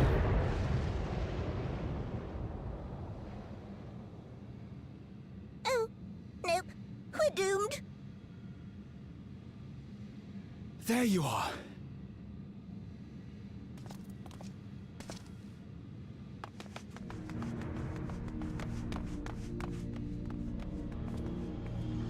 I left the data in Shale's capable hands and teleported here as soon as I heard. And ere you ask, I made sure to bring the key with me. You can probably use it here, right? I'm just explaining the situation then to them. The real threat yet awaits us. 'Tis Golbez's domain beyond the Void Gate. I wonder how he and Zero are faring.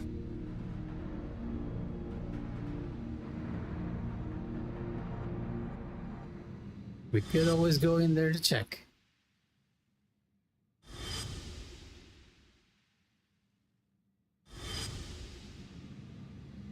Well, we could probably use the key to just travel over there now, right? Since we have both removed the limiter.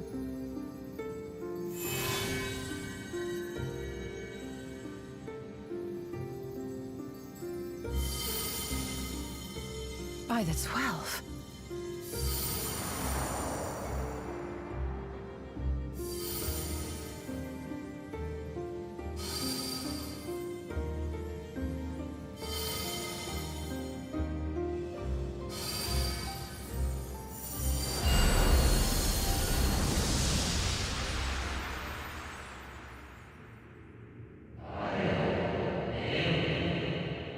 Gift of Ethos.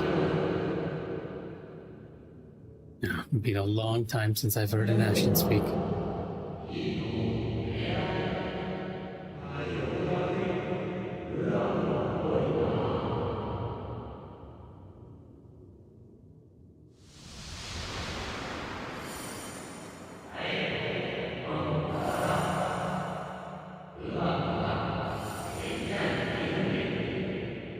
Now we're finally getting to travel to the other shards.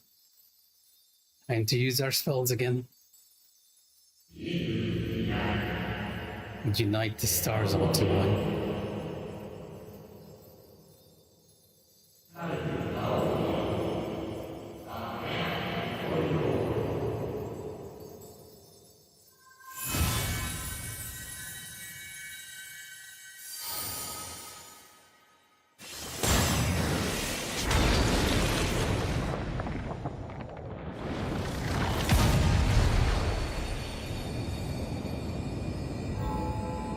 That's a sigil we haven't seen. It could be awesome sigil. Time to check out what's behind that cave.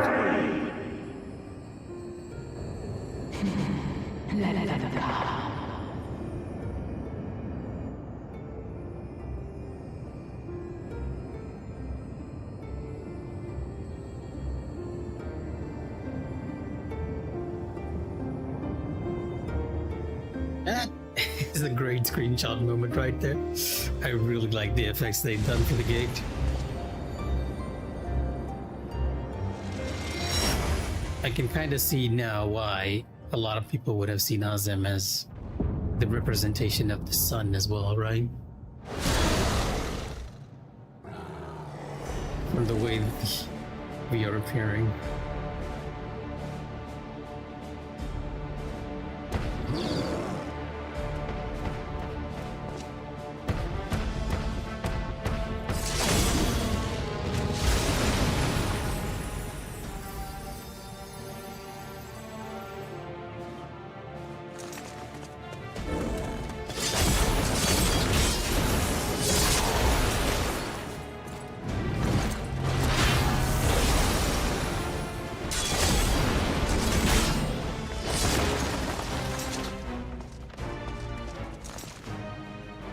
you doing here?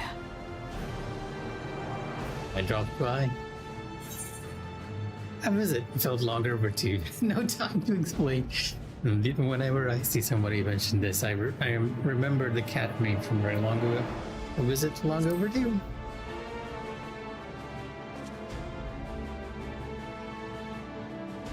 A visit long overdue.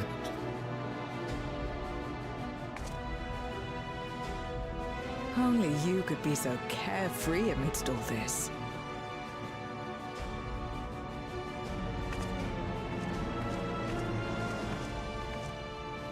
May as well make yourself useful. He still speaks like her Reaper self. The gate's sheer size appears to have made it a tempting target.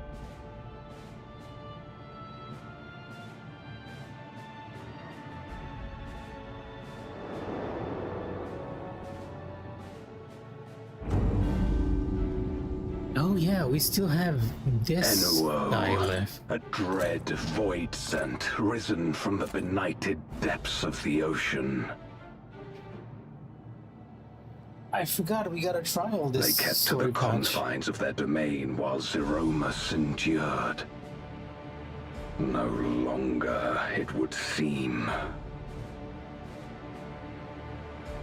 And once they had discovered a path to the Red Moon, they wasted no time in making the journey.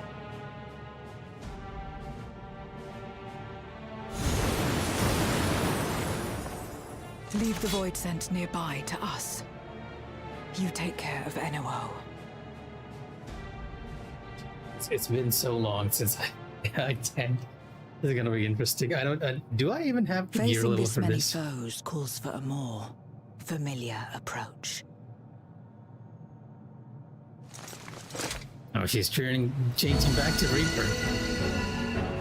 She has class change.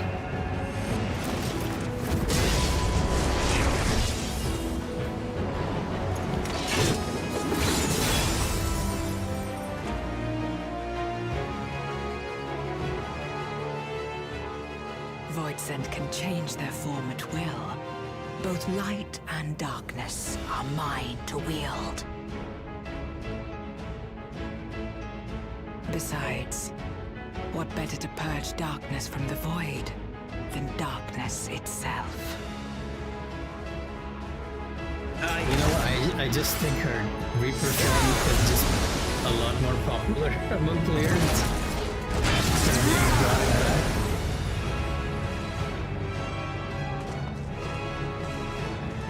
I guess we're dealing with this. And we will need 7 other players to do it. Hopefully I won't mess this up too much. Yeah, I love Azem summoning spells so much. Who dares face me? A mere mortal. Yeah, I might not have the gear level for this. We might have to come back. Hast thou come in search of power? Renown? I fight to end this world without it has the old music. All who stand before me shall fall.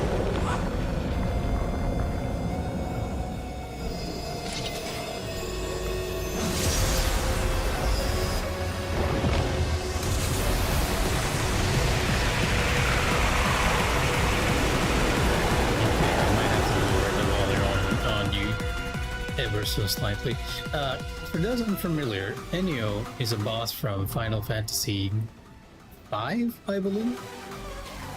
And he was an evil magician in that game, right?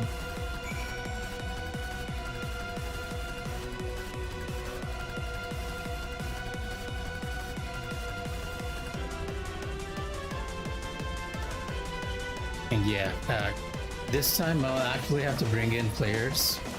Last time I was using NPC, NPCs to help me do the dungeon. Let me lower the music on my end, because it is quite a banging track, but quite long too. I can barely hear myself over it. There we go.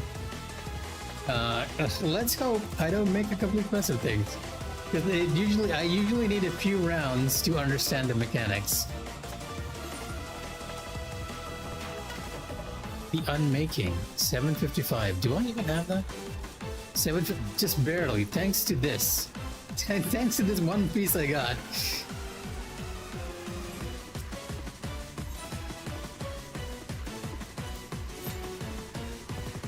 I assume it will be a quick queue, all things considered. The patch did come out, so a lot of people will probably be doing it unless they're doing the 24. Oh, there we go, never mind. Unless they're doing the 24-man or something.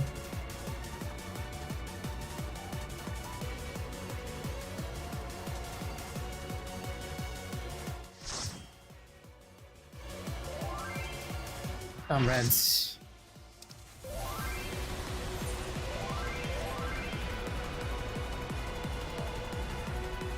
This is my first time here. Let's do it.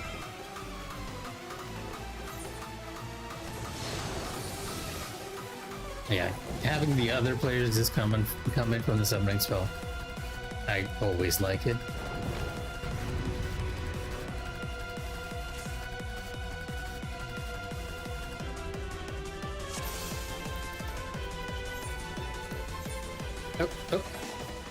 Oh, never mind. Somebody's actually cool.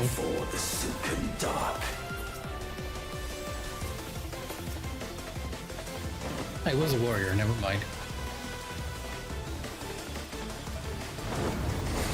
As long as it's a tank, it's fine. No, it grows.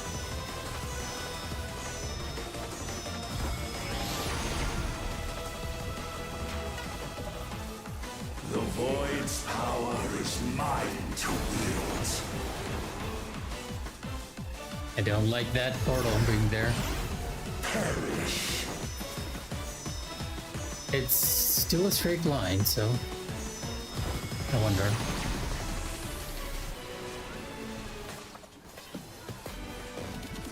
Be still.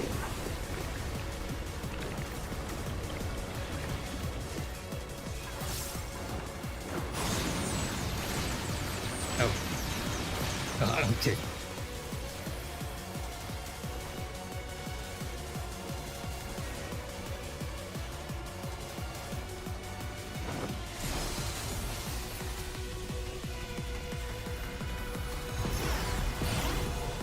Accept your downfall.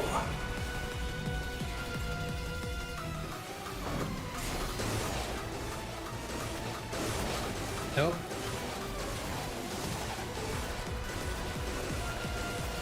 What in tarnation has happened?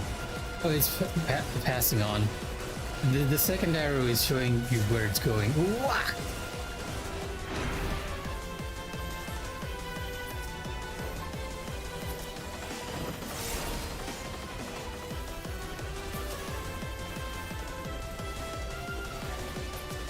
Meltdown.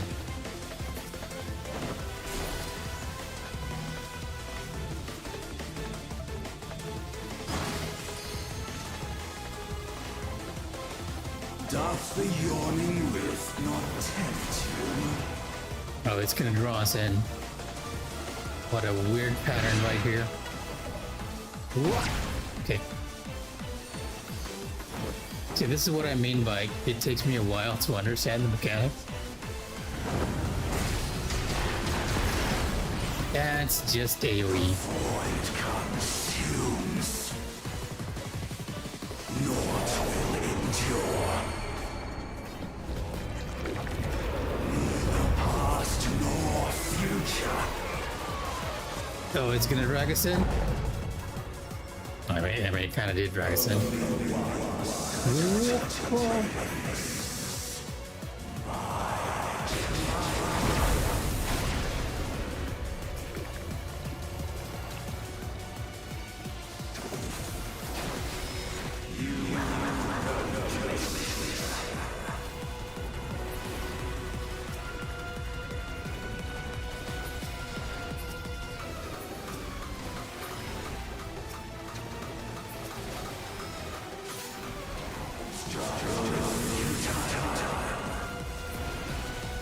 There's some kind of line on the main tank there.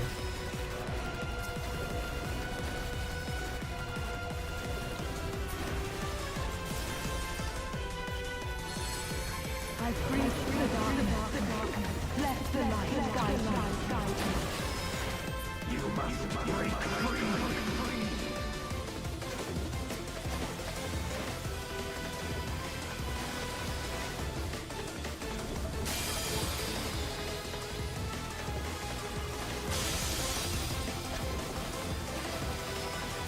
Oh, the wiper.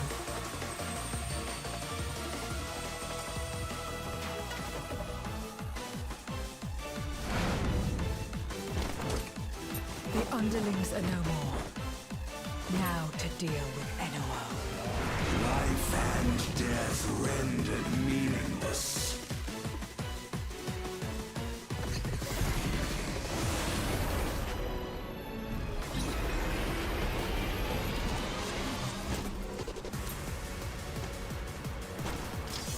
Light, protect us. I will not yield my domain! Such is the power of the Void.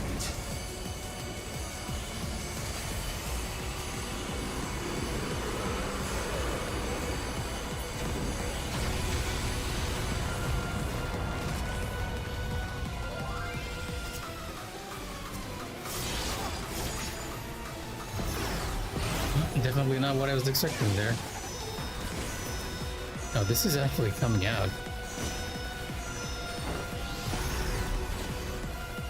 The Void shall never cease to be. August. My power is absolute.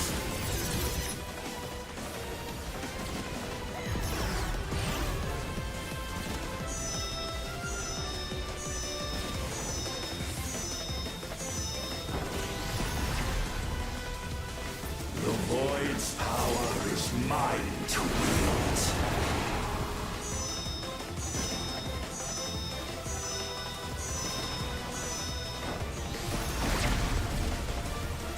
Thus all boundaries cease to be.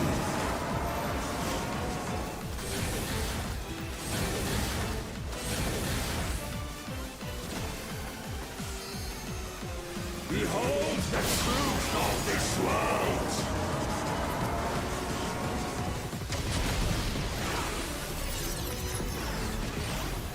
Accept your downfall.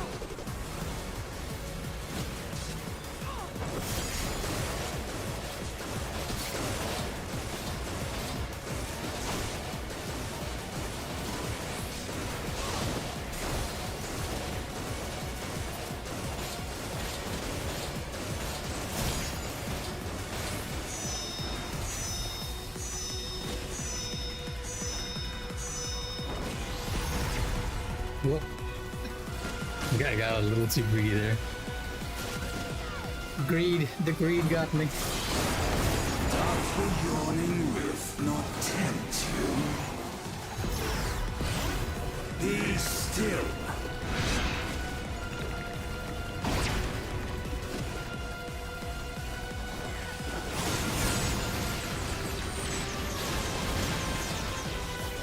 For heaven's sake.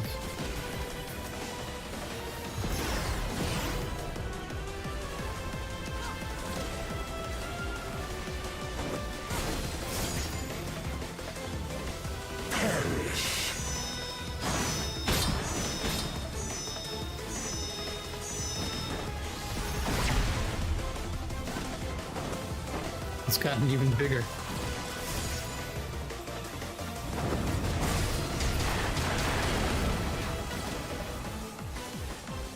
Doth the yawning rift not tempt you?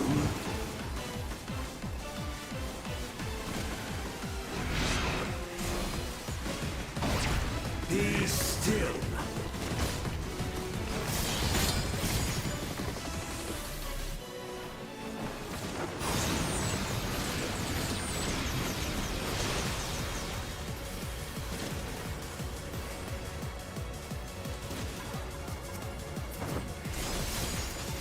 Thus all boundaries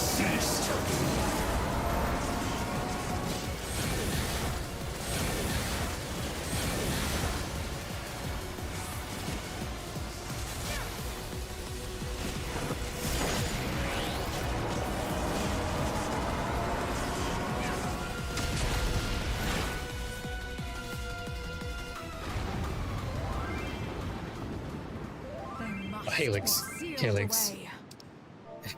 I was just so in tune with it, I completely forgot. Let's look at chat.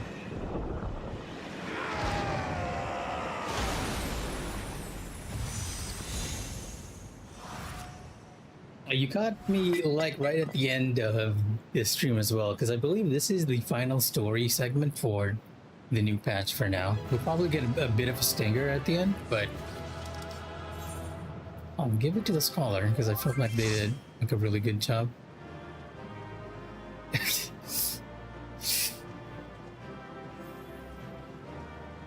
Now let's see what Gomez has to say. Eno's reign has added. Oh yeah, lots of spoilers. So if you're not aware that Gomez exists in Final Fantasy XIV, here's Gomez, and here's our stand-in, Zero.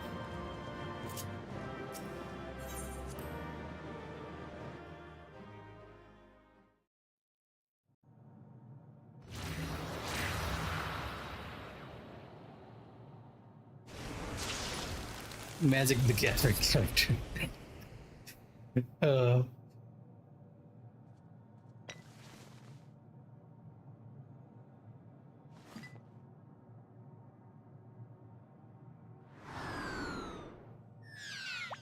It is shown as summon.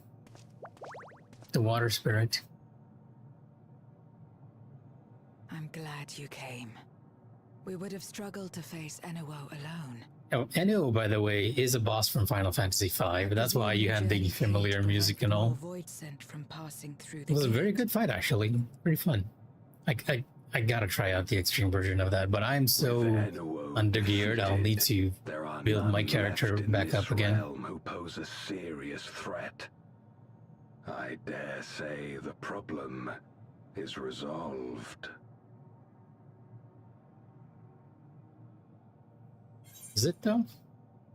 Alas, void scent have been emerging from fissures across this earth.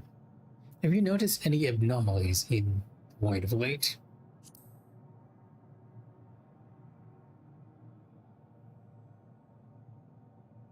Nothing comes to mind.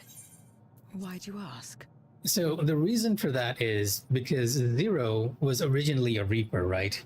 And when she was introduced, she was like, oh, mysterious and everything. So she got the husky voice, which is why nothing comes to mind. Why do you ask?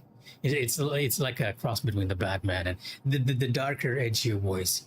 However, during the course of the Zero story, not Dawn Trail, that was the end of Endwalker, she slowly, from a Reaper, became a Paladin as another certain main character in Final Fantasy IV did, as you might imagine. She's basically a call to a callback to Cecil in a sense, and that is also the reason why she's here helping Gomez on the Red Moon. Lots of Final Fantasy IV throwbacks in Endwalker, and Endwalker sort of left their story open-ended, and I believe now with Evercold coming out, they're sort of using this as a jumping off point to set up the stuff in Evercold.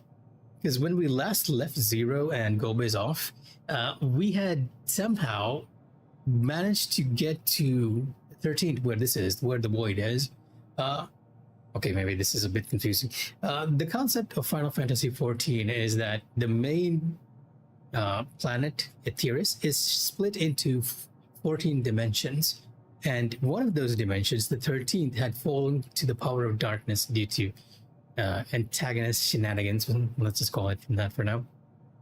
So we'd left Zero and Gomez to deal with the darkness here. And the plan was to take the light, which had overflown in another dimension, and bring it here. And that was last where we left off. And now we're finally meeting her after a while. The problem was that the 13th connects back to the original dimension to rift portals where people have transported into creatures, and all of a sudden those creatures are coming out over here, and that's the name of the movie. So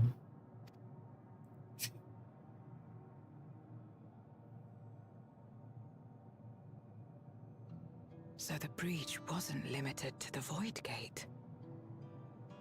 It was not. For better or worse.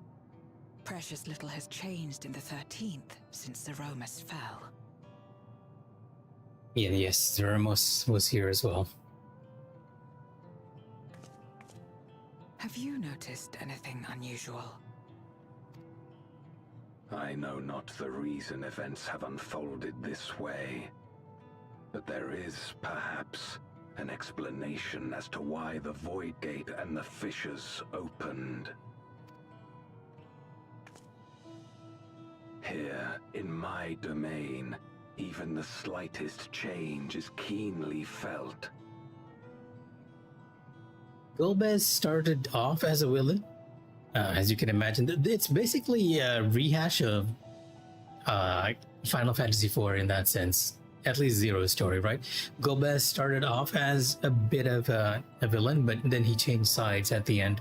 Because Golbez's main goal is to restore the 13th, right? And he's sort of been doing that by invading the source. And both our character and he was in conflict, but by the end we'd sort of resolved it in a sense. When the gate opened, I sensed not the workings of some... Yes, it is a nod. A very on-the-nose nod. Because by the end of Final Fantasy IV, Cecil kind of joins with Golbez as well, and then you have the stuff in after years too, so... Rather, it felt as if the barrier between our worlds was weakening naturally, moment by moment, until the two came to meet. What are the chances that we were responsible for it with our key to travel between dimensions? And you think this weakening could be happening elsewhere? 'Tis a possibility.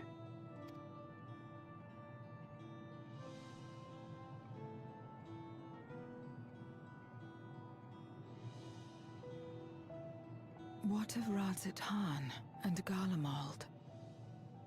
We just became a Planeswalker just a moment ago. And at the start of Dawn Trail, we did not have that ability, but we finally found one of our old relics, one of the relics left by our previous reincarnation, and we managed to remove some sort of limiter that was on it, allowing us to finally access the 13th again when all these Void Sent were crossing over.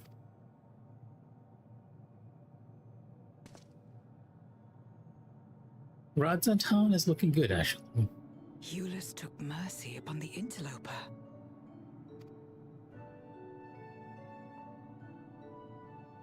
And he gave you dumplings. Whether Void Sent or Garlean, we all share the same longing for home. Should we meet, I will gladly offer them aid. Please tell Eulus as much. Wait, how exactly did you get here? No mortal could traverse the Void Gate in its current state. Wait, was that a reference to Genshin? Not too much, to be honest. I thought that was a reference to The Witcher. The intersection of planes and all that.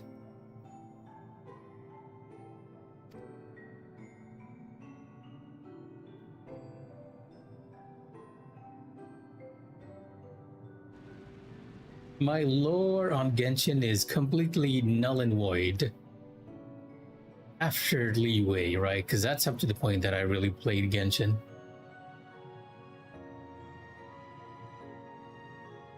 And this path of Oh no, not Leeway. What was it? Oh, I cannot see it. Okay, they can't see it. What was the name?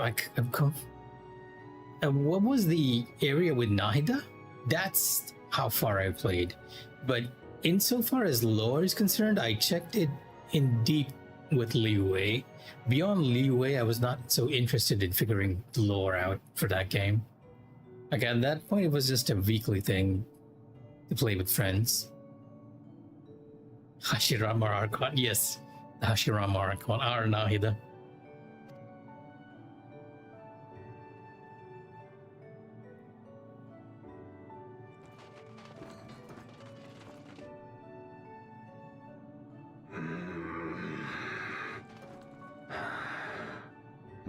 does it reveal itself to me? Perhaps the path serves only the key bearer.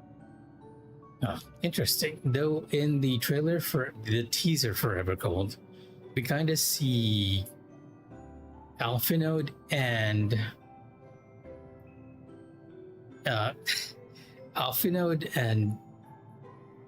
Estinian cross over with us, so we still have a bit to unlock with that key. Till you found out it was a child? Okay. I mean, to be fair, Nahida is a good character, a good support character, right? Insofar as I understand, it's been a long time since I touched Genshin. Back then, she was considered one of the better supports, but power creep and all that, so I didn't know. Yeah, Nahida's story, I feel like that whole area had a really good story. I like that area. And the character.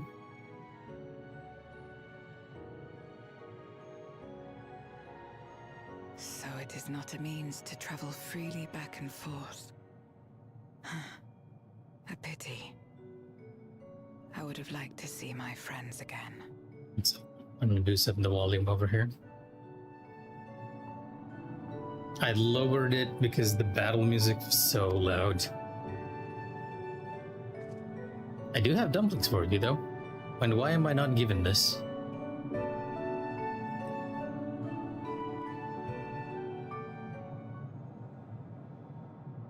Now seems an opportune time to give Zero the parcel Julius prepared for her. Indeed.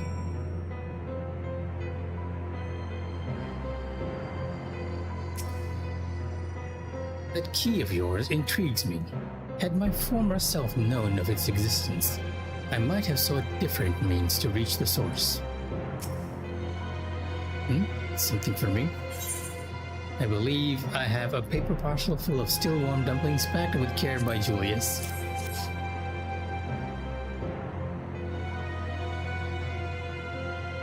That smell. Food, is it? Ah yeah, both Gomez and Zero are like demons in a sense. They have somehow managed to get their sense of self over, that they coalesced into human forms, as you can see. I recall Julius speaking of the dumplings his mother used to make. Thank you for the parcel and the fond memories.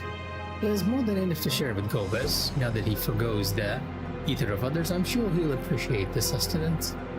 I sometimes wonder what the void would be like if culinary traditions flourished here once more, whether it would suffice to break the cycle of mutual consumption. A hardening thought, if nothing else. On the 13th, the void, they don't kind of need food, so they eat each other, in a sense. Yeah. With mutual consumption, as Zero had said over here.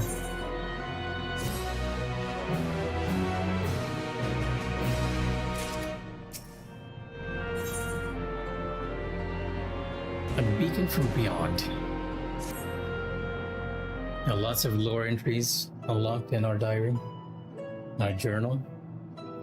Until our battle earlier, I hadn't called upon darkness in some time. In truth, I find light a better fit these days. Ever since you left, we've been roaming the void in search of individuals who would join our cause. Although we returned to the Red Moon, after sensing Inua's presence, rarely do we linger in a single location.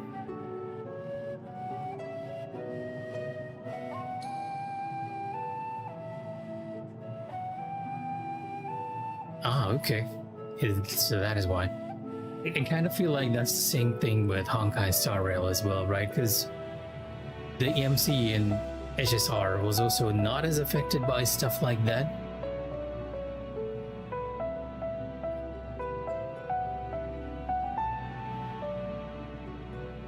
Not exactly. We have definitely been affected by the main event that has happened in the past in Final Fantasy XIV, right?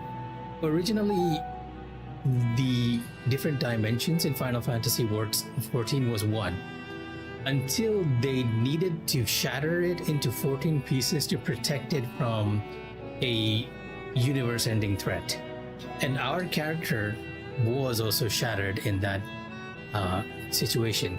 And the player character is a shard of that main character that was shattered, and why we are able to interact with a lot of ancient technology as well as a lot of the ancient stuff is because we are sort of the spiritual successor of that character, Azem, as they like to call it. So we are indeed affected by we have been affected by events in the past. However, that the fact that we are a reincarnation or the spiritual successor of that ancient allows us to sort of understand and travel to places that most other people cannot. Never to underestimate. Well, yeah, fair enough. 40k. You know what? To be fair, in 40k, it's always better to never underestimate anything. Anything at all. However, if the interloper you spoke of doesn't intend to seek me out, it might be wise to return to my domain. So yeah, what I was saying before, like our character can go to different worlds, which is not something most other people can do. So it's a bit of a mix of that. Also, funny thing, in the Evercold trailer, we were known by two names in the teaser trailer. One was the Wanderer, which I feel like might be a nod to another gacha game. And then the second name we were called was the Traveler, and the only thing I could think of was Genshin. Yes, Wanderer.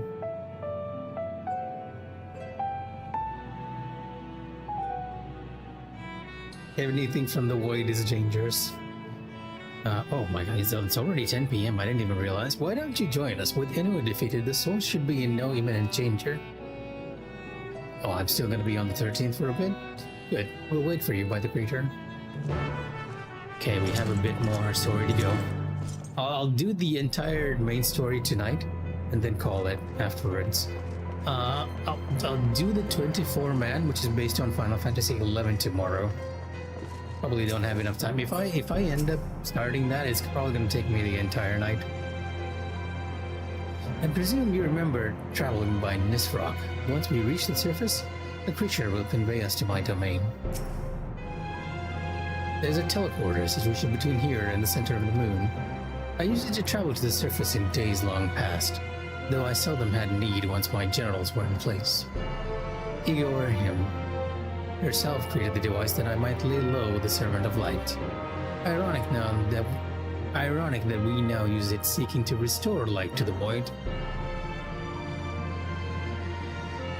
Tuesday night for a mega raid. Yeah, maybe I should have gone with the 24-man, but I am much more interested in the setup for Evercold, which was why I was like, I will jump into the main story instead. It also helps that I kind of was able to take a stock of my character since I hadn't logged in for a while. He's actually quite behind. Now, by doing the story, I have an idea of what I need to do to make sure he's up to snuff again.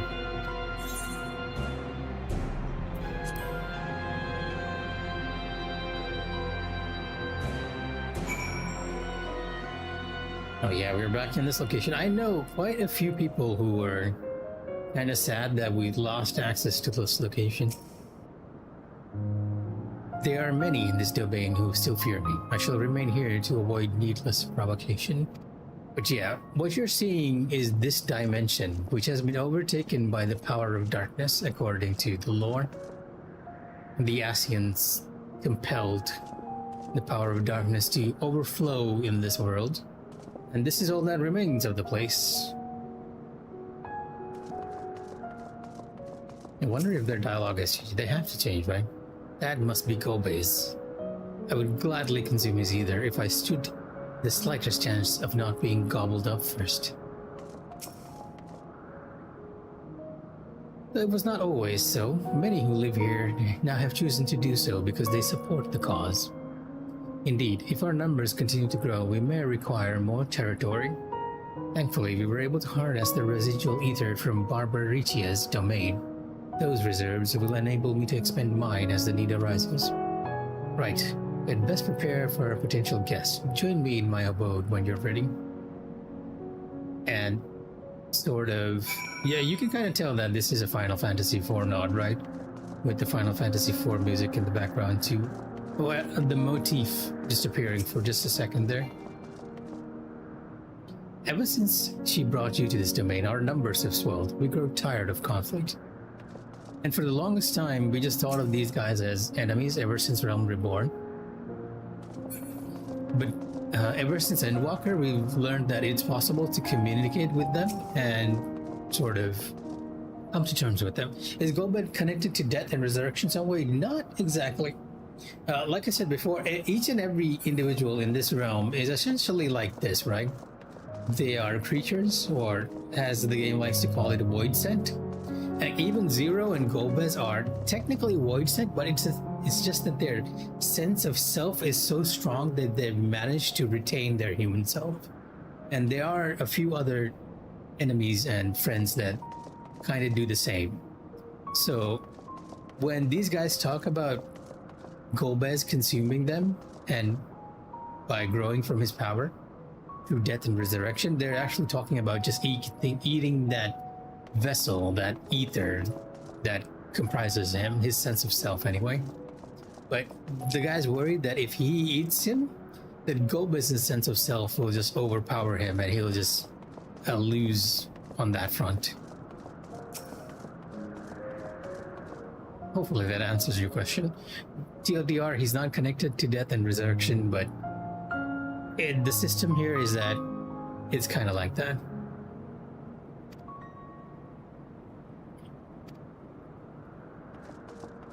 I cannot talk to this void scent. It very much is a Firelink shrine, now that I think about it.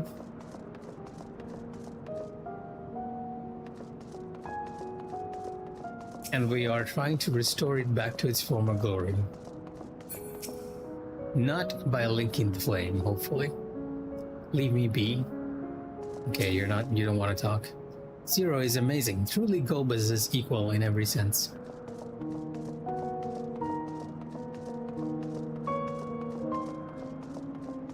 Yeah, a lot of players were kind of sad that we didn't get this entire dimension as a place to explore.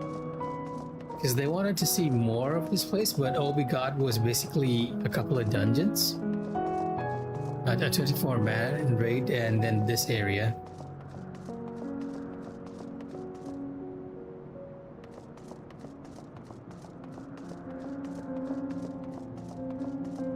Ramshackle Square.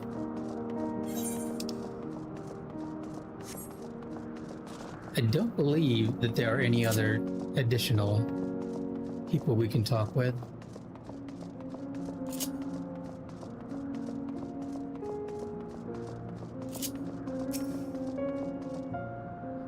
Well, I appear to have made a complete recovery after the ignominy of starving to death.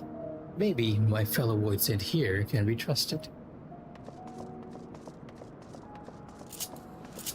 Yeah, and those voidsent who still retain a bit of their morals, they try not to eat each other, which is why they often end up starving and whatnot. Exfoliating manserpent. No longer will I partake of the ether of other beings, not even if I shrivel and starve.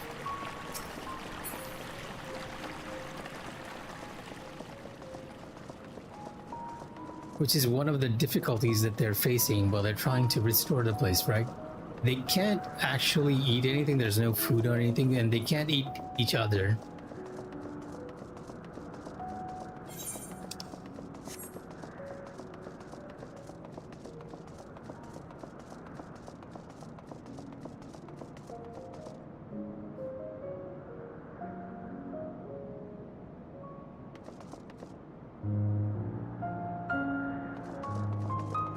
Well, FF4, I'd say, it's definitely not as good as 6. I'll give it that, right?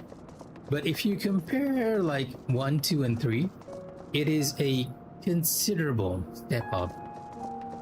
A considerable step up from where those 3 games came for, because we had a story, we had intriguing characters, we had the ATV system in its full glory there. And 5 kind of tried to continue that system, the story, but it kind of felt flat because Bart's was... I feel like people have a lot more difficulty relating to Bart's than characters like Cecil and Rosa and Kane. Because Bart's whole thing was going along with the wind, right? Going where the adventure takes him. Zero's hideout. And very few people can kind of relate to that or have the freedom to relate to that. Not to mention that his whole thing, his whole villain was essentially a giant ancient tree. That doesn't help matters either. FF Origin games? Are you talking about... Wait, let me check this just to make sure that I'm not mistaking anything. Oh, you mean Stranger of Paradise, right? If it's Stranger of Paradise, originally, when it came out, everyone thought that it was a bit of a meme, right? Like they were trying to get back to Origin 1 and Origin 2, not Stranger of Paradise. Oh, wait, you mean the PSP collection? That's basically a remastered of Final Fantasy 1 and 2.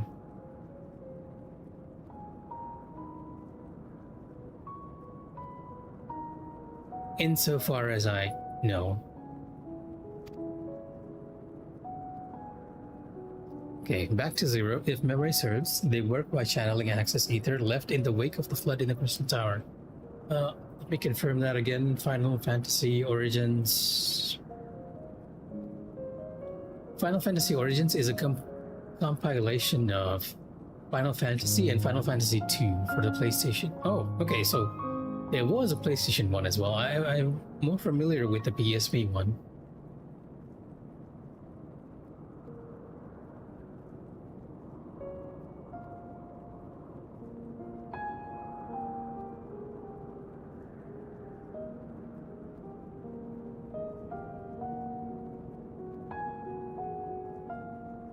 Yeah, it was ported to the PSP as the 20th anniversary package, and that's the Origins that I'm most familiar with. Also where I actually played Final Fantasy 1, although I never played Final Fantasy 2. Like 2 and 3 are still games that I kind of need to go back and do.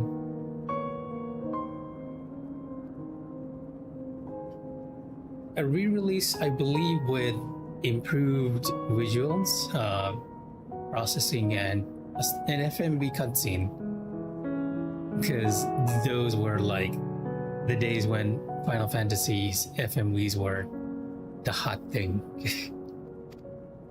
Using the tower's cross-rift capabilities, light is then conveyed onto the 13th and into these devices.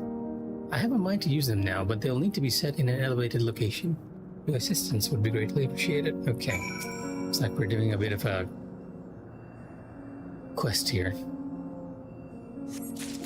A go-to location quest. And it's on that balcony that I was there just a second ago. Tactics is arguably, I would say, if you are trying to go for story, the Ivalice Chronicles and Tactics itself is a must-play. It's still considered one of the best stories in Final Fantasy, especially from a political standpoint, right? Because you're gonna get a lot of FF7 fans, you're gonna get a lot of 9 fans that are gonna be debating over which is the best Final Fantasy. But I feel like story which involves politics that much and also has a personal story, the best one is definitely Tactics.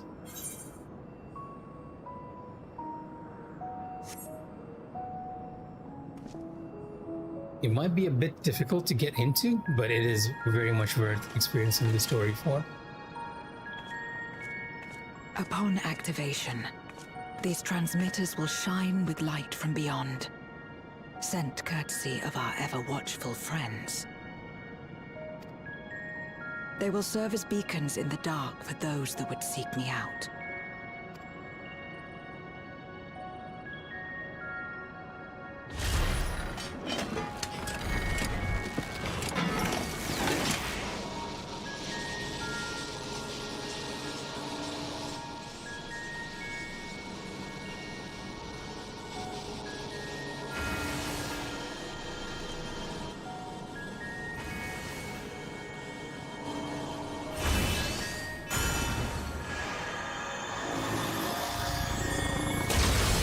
It's because I have the helmet hidden.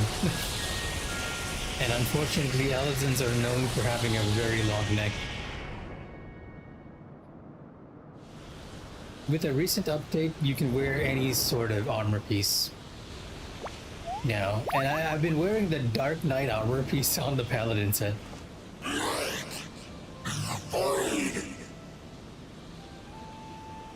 So I dig this character's design, right?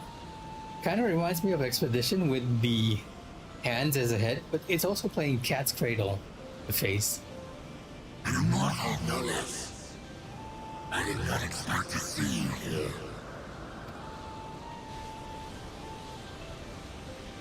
I am Zero, and this is my domain. 'Tis a safe haven for those who abhor conflict. Among those gathered here, many aspire to restore this world to how it once was. So remember what I said about before, that characters here are sort of... they feed on each other? When that happens, they become like an amalgamation of all the previous people that they've eaten, right? So presumably, they ate someone who really liked Cat's Cradle. Presumably. I'm just giving a very random, don't take this seriously theory, but that would be my theory. It's just a cool design, as all things considered. Such a thing is possible. And this boss is the current expert dungeon boss. He uses strings all throughout, strings and puppetry during his boss fight. So they get access to the avatar state. Yeah, kinda right. Kinda, but there's only one dominant personality. Indeed. Though how long the endeavor will take, I cannot say. But for those of us abandoned by death itself, what do we have but time to try, and try again?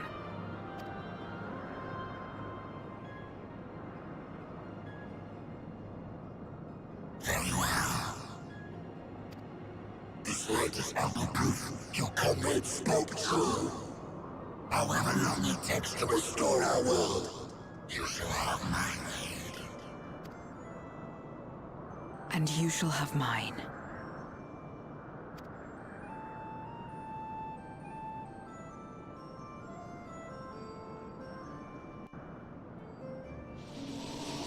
I think the designers kind of took some inspiration from Diablos or Final Fantasy VIII and then made up their own thing.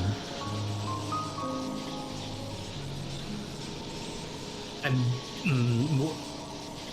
things like that, right? Yeah, you could even take like Deku from My Hero Academia as a bit of an example of that, though that's not a dominant personality as much as the trait being passed on.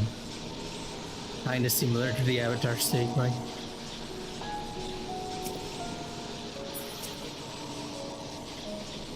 It would seem Julius's intervention has helped forge a new bond.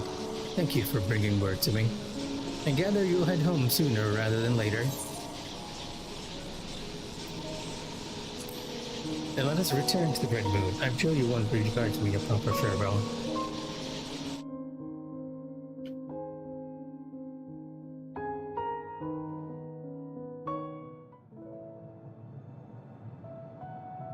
Would you deliver a message to Julius for me? Tell him that we're making progress towards rebuilding our home. And Oh, sorry, I skipped that accidentally. Enuo's Memoria will be safe here. The crystal containing Zeromus has been passed on to our allies in the First.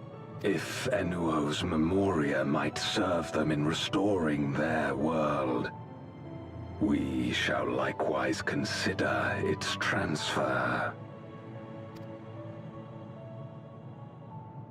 You do that, Gobez. How much simpler it would be to aid one another in our respective fights, were it not for these boundaries between us.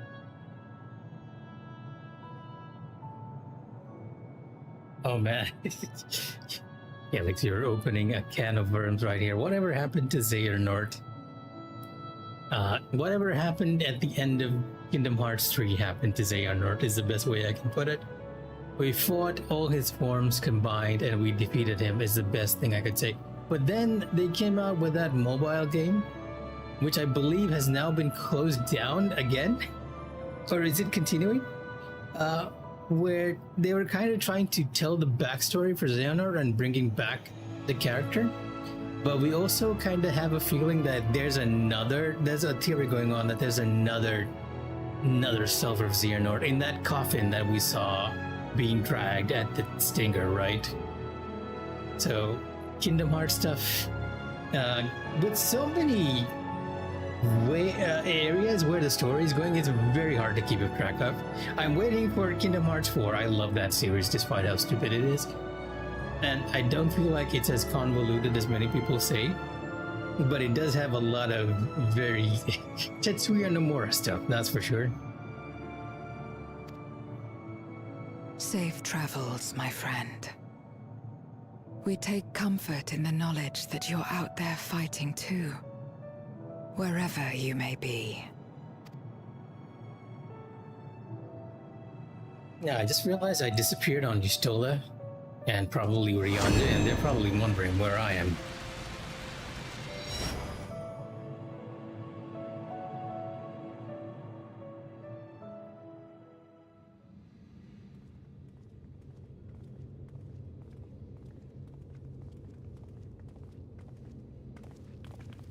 No luck, I'm afraid. It appears he's not in Mare Lamentorum.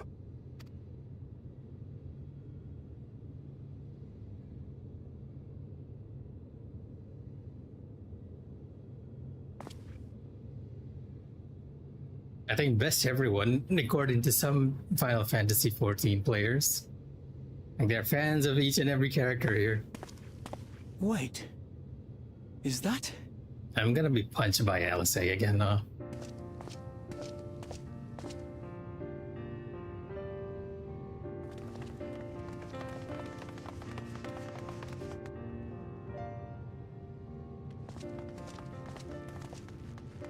God, you had us worried. You suddenly disappeared. We didn't know what to think.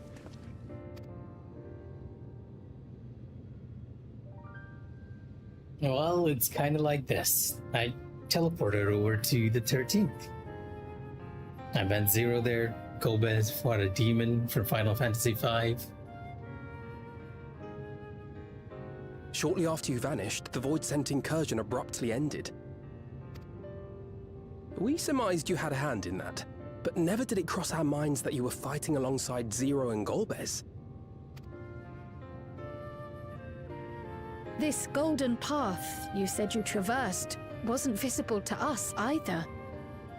So this is what I meant by, even though we've been affected by events in the past, we do have some sort of immunity for certain other procedures. Like, we're the only one who's capable of crossing over at the moment. Nor did we hear a voice. Ethos. Might this be the key's true name? While many mysteries remain, for now, I am glad to learn the state of affairs in the 13th. Golbez's suspicion that the barrier twixt worlds has begun to weaken. 'Twould certainly explain the surge in fissures manifesting in the source. Yet what could be behind such a phenomenon? I feel like the answer to that is always, it's Ascians.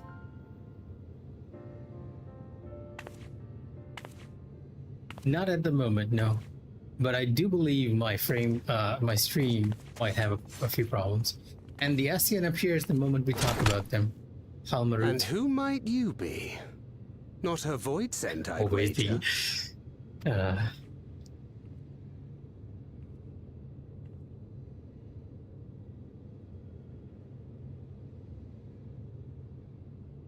Greetings.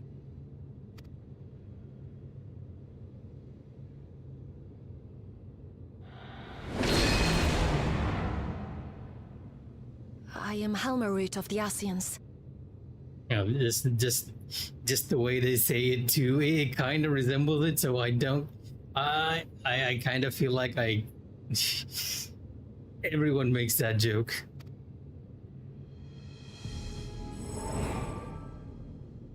We are your sworn foes, I know. But on this occasion, will you not put away your arms?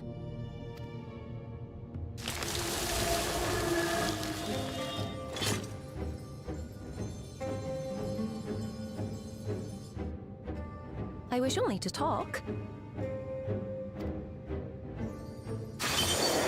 I believe you have indeed seen her during my previous story run.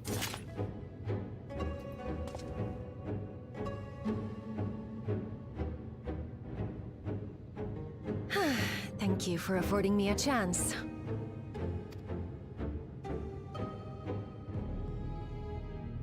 Bereft of the Unsundered, we were under the impression you and yours no longer had cause to continue your activities. Correct. And here's the funny thing, right? Ever since Evercold came out, we saw from the teaser it's very Norse-coded. And all of a sudden, the reason why Calyx is in a squirrel doll, squirrel puppet, I'd say, makes complete sense, because that is a reference to Ratatoskr from Norse myth. And after seeing the teaser, everybody's kind of banking on the fact that we're sort of trying to prevent Ragnarok in a sense in the next expansion. We'll see. We'll see. That you should reveal yourself at this juncture. I assume you are the one who bestowed Calyx with the knowledge of summoning and the reflections. Yes, that is correct.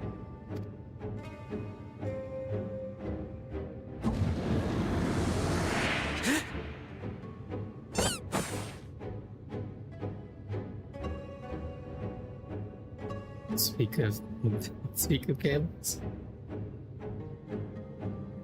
Yeah, she's finally... Was it necessary to reveal my present form as well?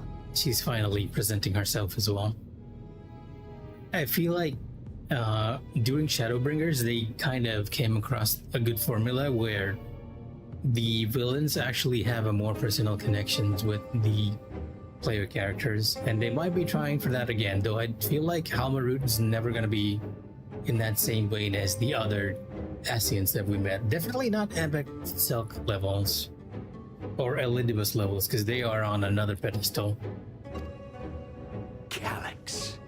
So he succeeded in transferring his memories after all. Quite so. The whole reason he doesn't want to be seen is because people are going to be reacting like that. And like Grau over here. But yes, what I was saying before, the villains that made a personal connection in Shadowbringers, I feel like they are some of the best villains in Final Fantasy, right? The whole of the series. I would even put at least Emmet above Sephiroth, which I feel like is the highest for a lot of people.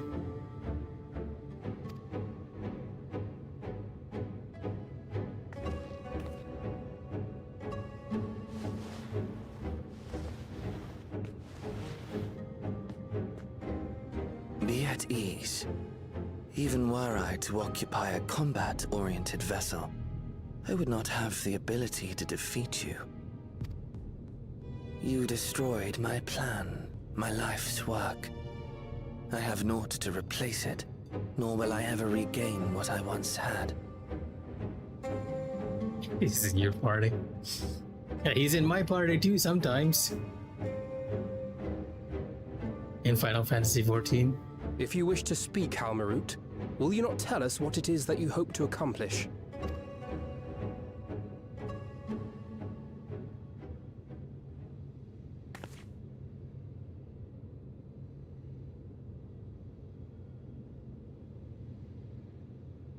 As you know, our star Aetheris was sundered into 4 and 10 shards in the time of the Ancients.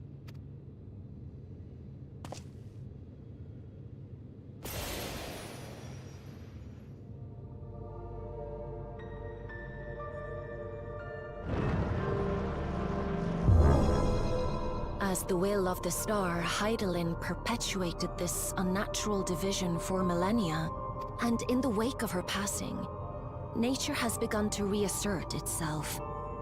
As a wound knits itself together, the star seeks to become whole once more. All right. This was one of the things that we were wondering about, because joining the star together has always been sort of the objective for the Ashians, and people were wondering why we were doing it now. But the simple explanation was that because Hydaelyn is no longer around to actually keep it separated, they're slowly joining back together again. And behold, gaming Earth with RGB values. Yes. It seeks to rejoin with all of its shards. Which is not a good thing.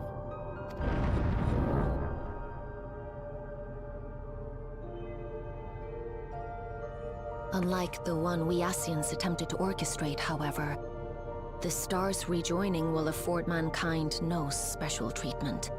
Interesting. She has a very good point. I can't believe I'm actually agreeing with her.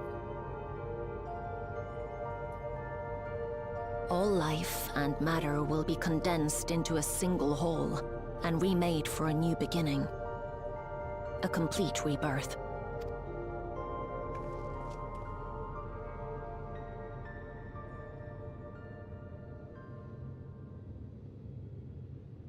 Aetheris will return to the way it once was. Hundreds of millions of years past. To a quiet and peaceful time. Long before the light of mankind was kindled. It is kind of similar, just that originally it was orchestrated by a certain amount of people, and now it's doing it naturally.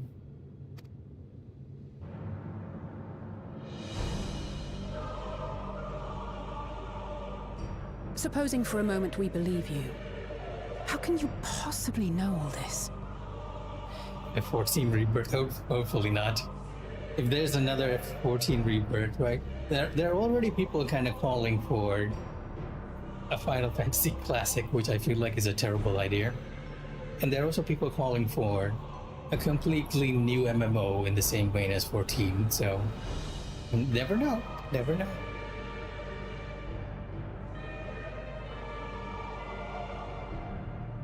I, for one, I'm kind of glad it's behind because my PC can actually support it. Since time immemorial. A future that awaits should creation be freed from the influence of Hydaelyn and Zodiark.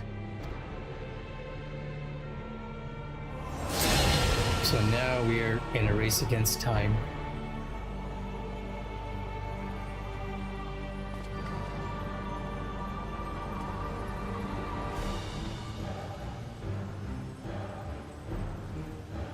The star is tolerant to life. It holds no grudges, and neither rages nor weeps for being sundered.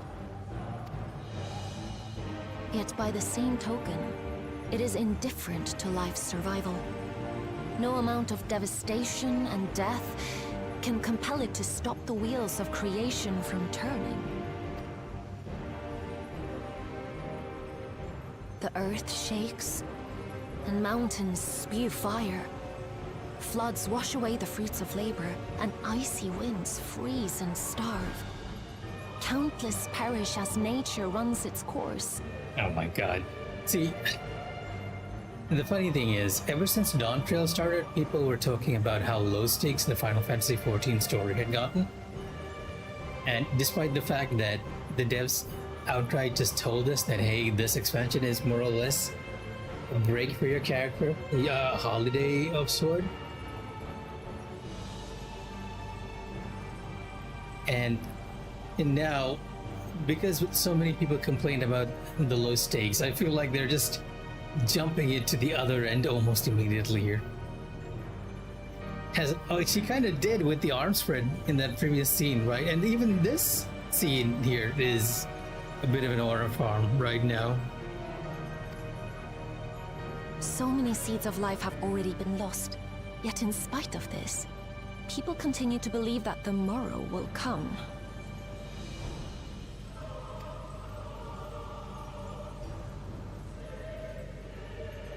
But it will not.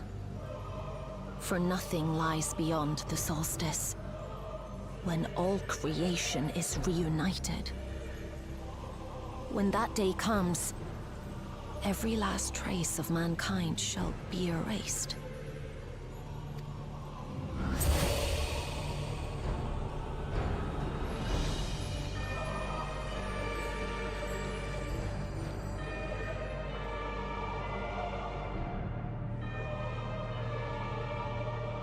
I cherish man's journey. Despite losing his innocence and being made to live with suffering, he has forged ever onward. Strong, even as he is weak, his is a proud tale in the history of the star. It would be a shame for that tale to end. For all to wither and die, when some might yet survive. Would you not agree? Yeah, but you guys usually have some other sort of scheme in the back end. And Calyx being Retatosker is not helping anything.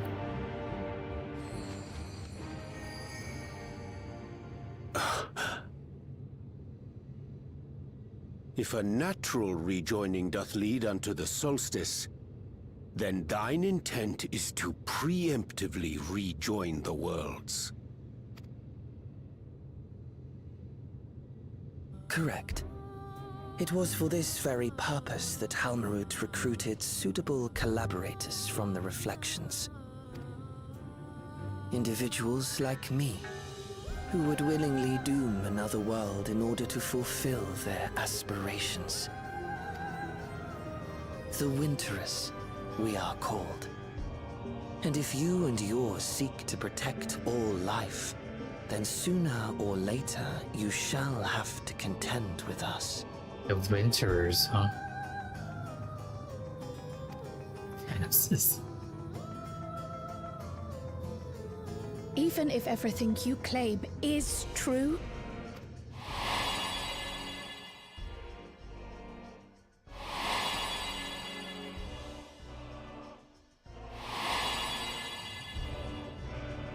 what you've done, Calyx, it's unforgivable!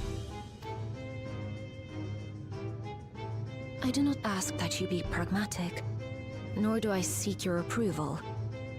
Given your familiarity with other reflections, 'tis only natural that you are averse to our methods. Teddy bear man. The funny part is that he has his own theme which sounds completely evil. Which is playing right now. But there is one irrefutable fact that you must understand. Should we take no action at all, the solstice will come, and no one will be left alive. No one.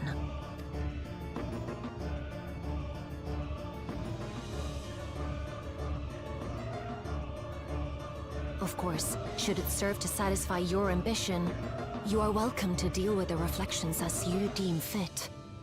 I see. Considering that they had so little luck rejoining everything, they're kind of like, you try it now. Make sure it's successful or everyone's gonna die.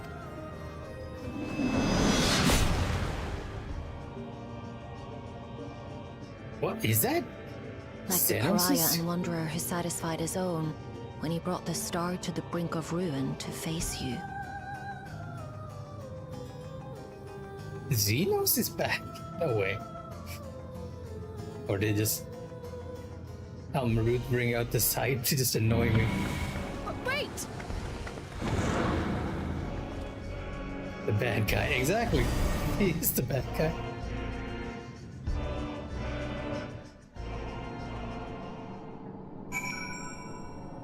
Oh, lots of people to talk to.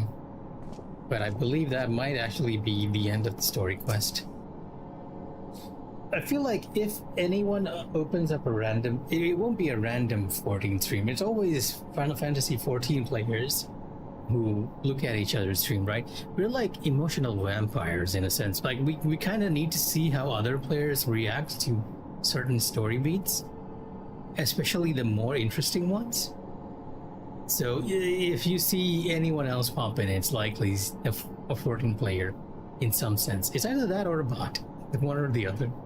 To think that individuals of Calyx ilk or worse exist in other shards. Elmerod can't be speaking the truth, can't she?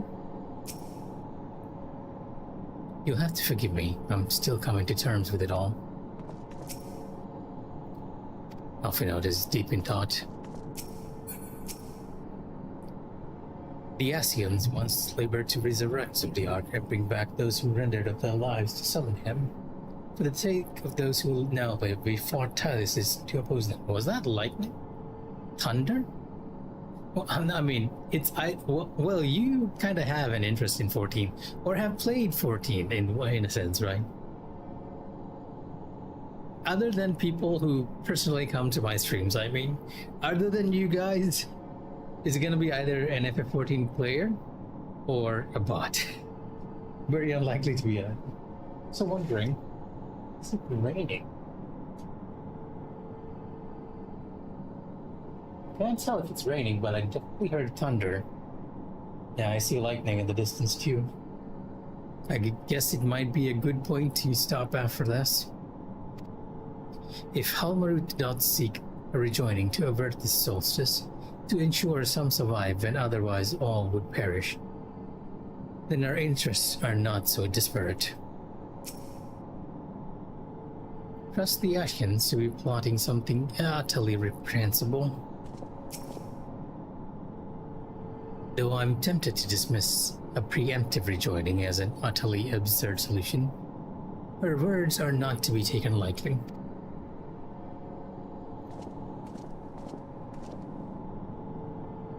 Oh wait, I thought you played till Heavensward.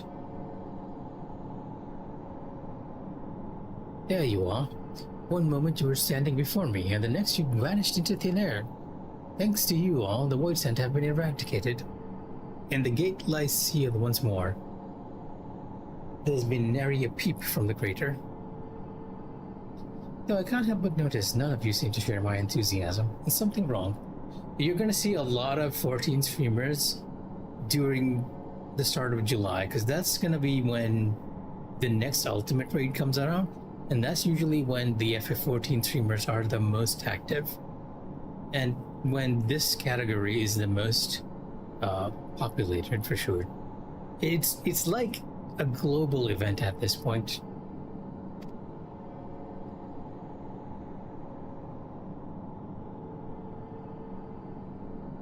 The star seeks to become whole?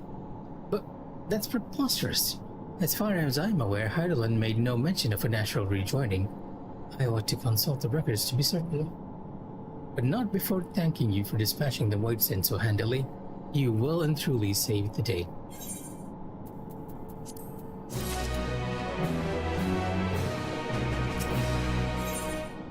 Trail to the Heavens. Yeah, okay, this is the final story sequence, because this is the patch name.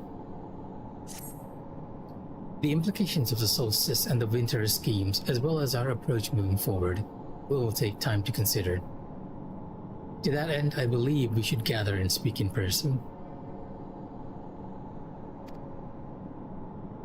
And by we, I mean all our fellow Science. Yes, I do like Arden as well. I think Arden was done a bit dirty in the main game, but if you took the time to play his DLC, then he becomes one of the better villains, bar none.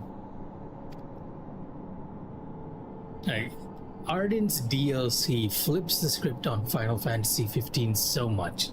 I am so sad that that game didn't get anything extended after that.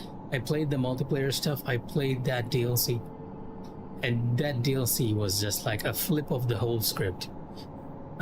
You could get a summary of what was revealed after that, because there's an entire storyline after that with the novels, right? And we lost that entire story in the game. The true ending for Final Fantasy XV is in those novels, which happens after Arden's DLC.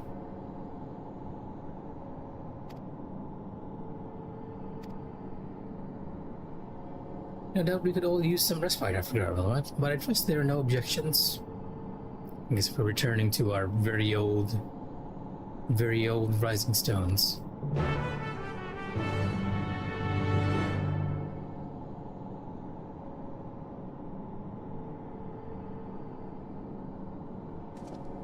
Yeah, lots of lightning in the distance. And I just lost my connection to Caster Labs, which means chat might not be working for a few.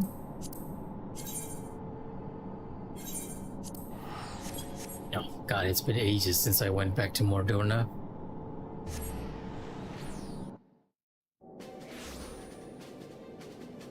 Caster Labs is trying to reconnect.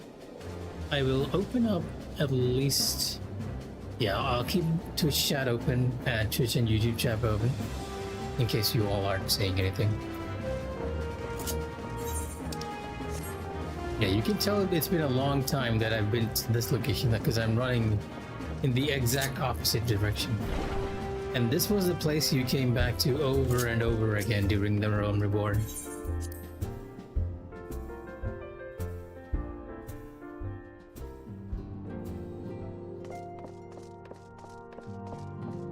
The Rising Stones. There was much and more to take care of in Golemwald. Even after tending to the wounded, I shall be sure to share a full report with Ochika. It is a pity my stay in Tural came to such an abrupt end.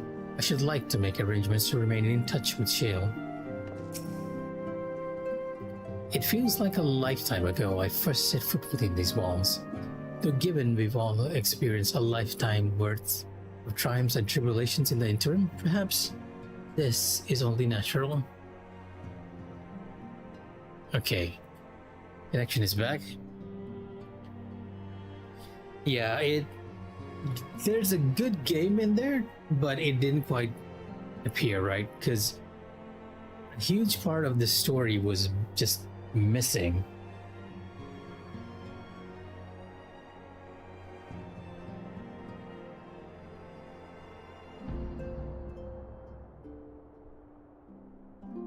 You could feel the fact that they fast-tracked the FF15 story once you got onto that train to that final continent, because it felt so rushed. You knew something was wrong. And originally, I believe people data mined the fact that there was an entire map there that you would even be able to walk up to the body of Shiva and have your own story interactions there, which never happened, unfortunately.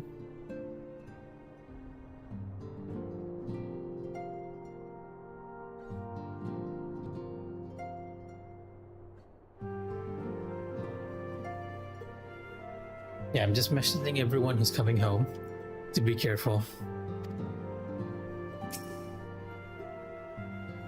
In spite of time's vicissitudes, some things endure. This sanctuary is surely among them. For now, Mirianche, don't tempt fate. Since leaving for Tural, we've been almost constantly on the move. It feels good to put my feet up in familiar stomping grounds. At times like this, the company of friends is all the more precious. Off a note, nary a thing has changed since we last gathered here. No doubt Totaro is chiefly responsible for the prevailing state of tidiness. Speaking of whom, she and a great many of our comrades are en route. Let us wait for them a while longer.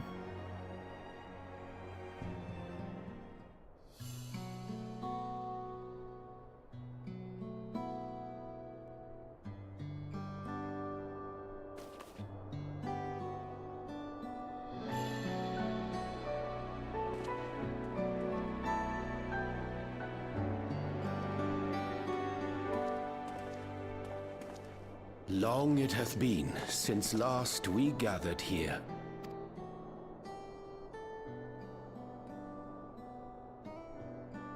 Though our order's dissolution was indeed in name only, thereafter we did largely operate independent of one another. That we did. All of which is to say, Full glad am I to stand in such esteemed company once more.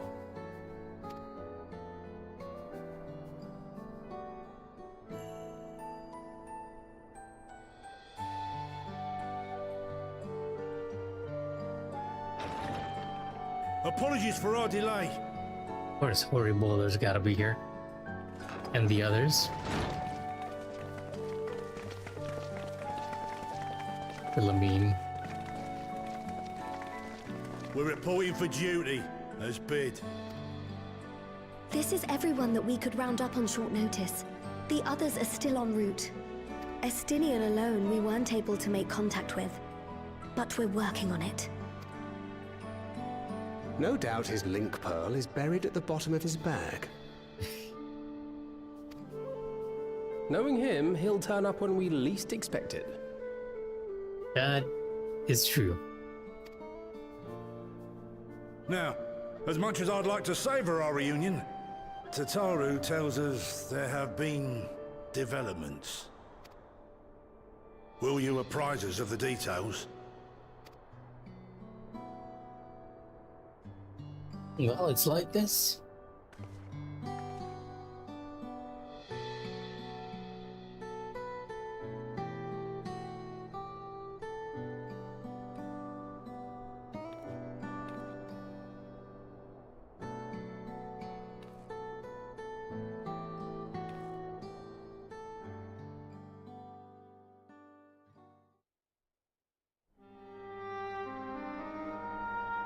The Winterers and the Solstice. The veracity of Halmarut's claims remains unclear. Yet it cannot be denied that, in his bid to convert the living into endless, Calix was privy to knowledge of the reflections and more. And the Winterers are formed of others, like him. In light of the recent Voidsent incursions, I believe it would be wise to treat the Solstice as a genuine threat. The problem is how to deal with it.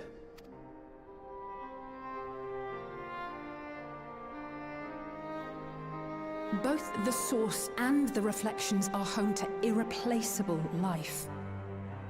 I would protect them all if I could.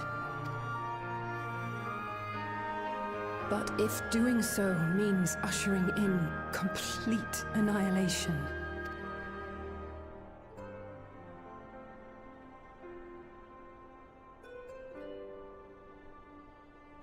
then what can we possibly do?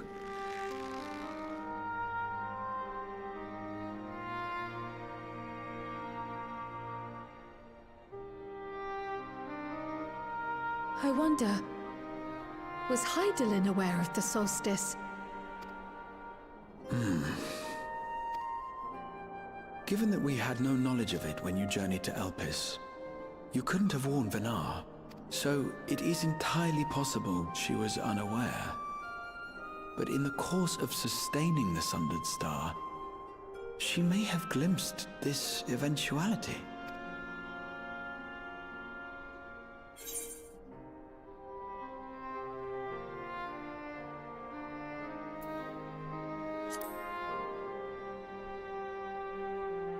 I think she knew. She chose to trust us.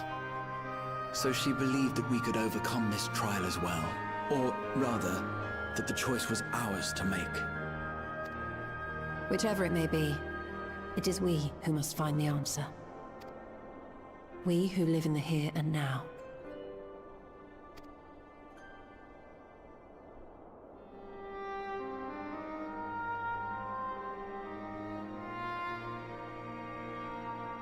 Perhaps we could take a recess? Oh, I dare say everyone could use a rest. True. Indeed. We have ample food for thought, and it would be good to catch each other up.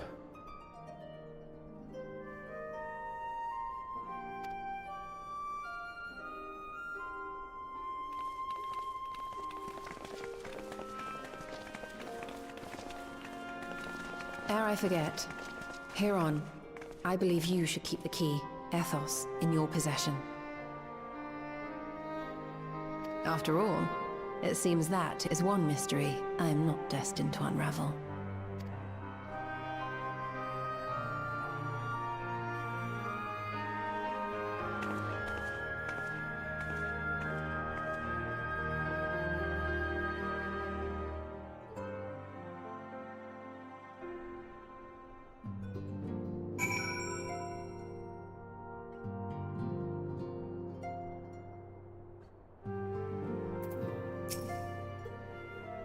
It seems our colleagues have much to catch each other upon. I shall have to brew some tea. Ryanje, Tataro is ever the considerate facilitator. Grateful am I to refrain from weighty discussions and simply converse with old friends. Clemens?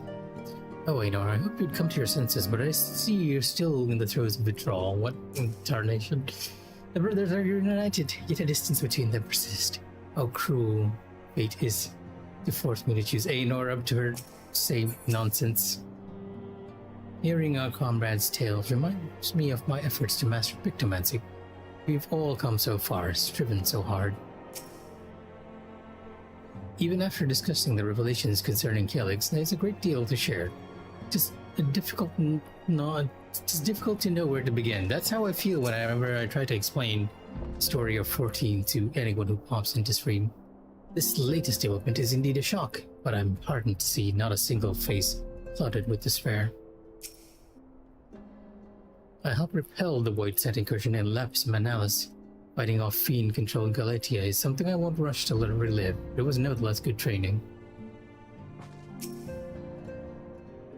Don't worry about me. I'm sure you've plenty to discuss with all these old faces. It is by no means an easy decision, but as the solstice is now our paramount concern, I'll say and I have opted to formally withdraw from our efforts in Garlemald. After all, anything we can do to protect our world will also serve to keep the Garleans safe. Julius and his comrades are working towards a brighter future of their own accord. Honestly, I'm more worried about us. It's so difficult to see the path ahead, but hopefully we can get through this and return to Garlemald with our heads held high one day. Indeed, in the meantime, let us prepare a letter for Julius and the community. We mustn't let despair stay our hand.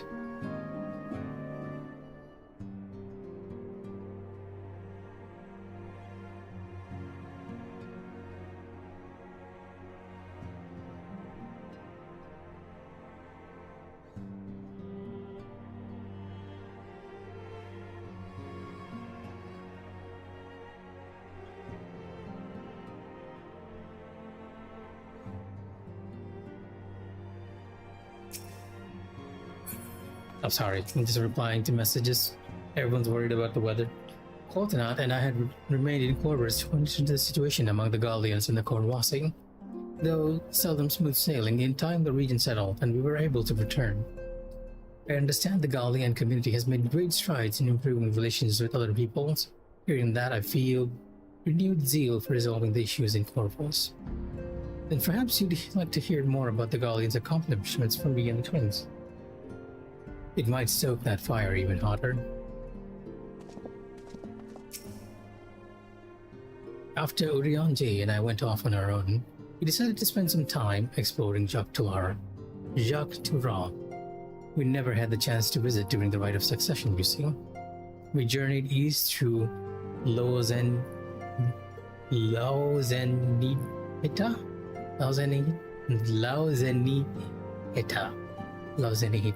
before heading up the coast to the frigid northern reaches, where they revere a storied beast of the sea. The excursion only served to reinforce just how diverse Tural really is. We also met with the Wallaki, though we had not the time to study the arts at length. We were privy to several intriguing demonstrations. And then we could have indulged in our curiosity further and traveled to yet more distant lands. For better or for worse, pragmatism tempered our wanderlust. Suffice it to say, we still have plenty to see of the continent. Should very much like to return given the chance.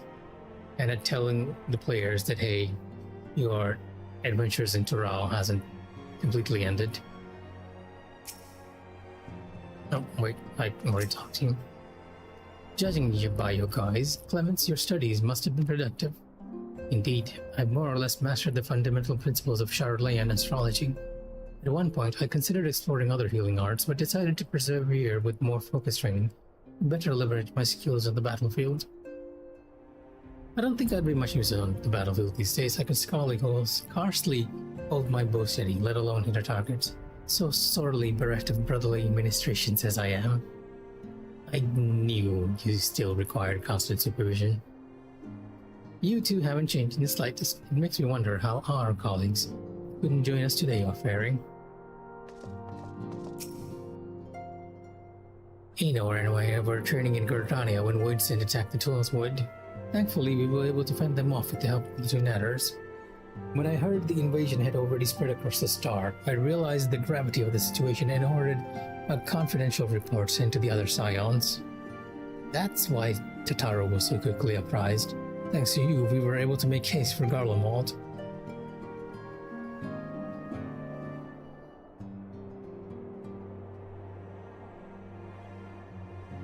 Oh, it's not only you. A lot of people are asking me whether it's thundering over here. And my younger sibling also asked about it as well. Though I think she's more concerned with the rain than the thunder. At least until she gets here, because it's actually pretty loud. It's looking really bad tonight. It's probably going to storm tonight. Like, there's a lot of lightning on the horizon. Indeed. May that purpose continue to guide us now that we stand together once again. Okay, with that, I believe we are done with the story for tonight. And you just caught me at the tail end of my stream. A good thing too, with all this lightning, I'm a bit hesitant to keep streaming.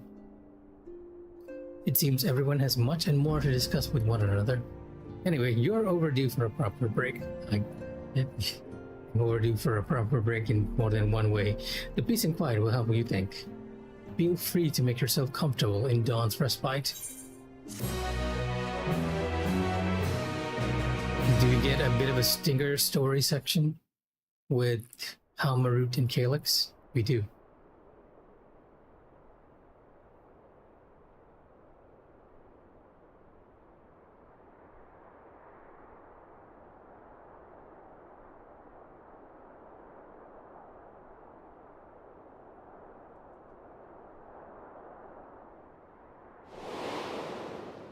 Of course, should it serve to satisfy your ambition, you are welcome to deal with the reflections as you deem fit. Kinda what we were doing even before as Azem. Like the pariah and wanderer who satisfied his own when he brought the star to the brink of ruin to face you.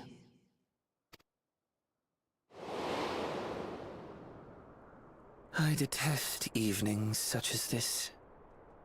Too bright, too stimulating. The mind distracted by the inconsequential. Oh, they came back to meet us.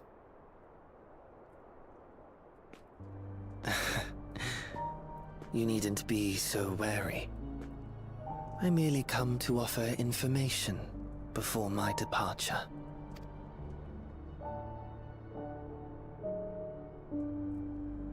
Halmarut and I will soon cross the rift to observe the enactment of another Winter's plan. Our destination is the fourth.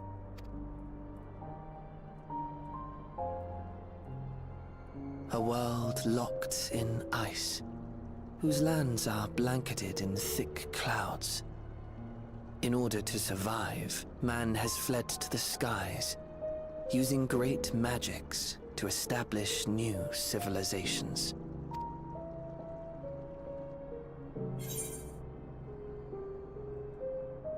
Why tell me where you're going? Almost like you want me to follow, I huh? have my own designs I would see realized. Nothing more. Believe me or don't, as you like. For all I know, you lack the means to follow us anyway.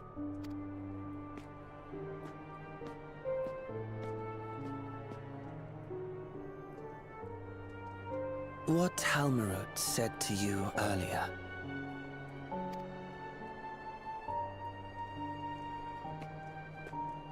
She suggested that dealing with the reflections might satisfy your ambition. But is that truly so? Yeah, she did say she was heading this way. She messaged me earlier that she was going to get patrol. That was around 11, and it usually takes her 20 minutes to get here. I'll be waiting until she arrives. Well, until both of them arrive, because they tend to drive slow. If they're on the bridge, then they're probably not going to be saying anything either. So it's likely she's more at the patrol shed, so she might still pick up the phone. You have seen battles beyond counting, have defeated even the fear of death. Is there some conclusion that you seek, no matter the cost?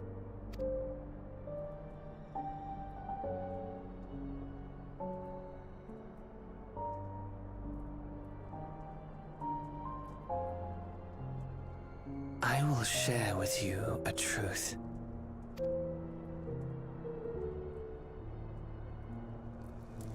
We Winterers each have an ambition that we wish to fulfill.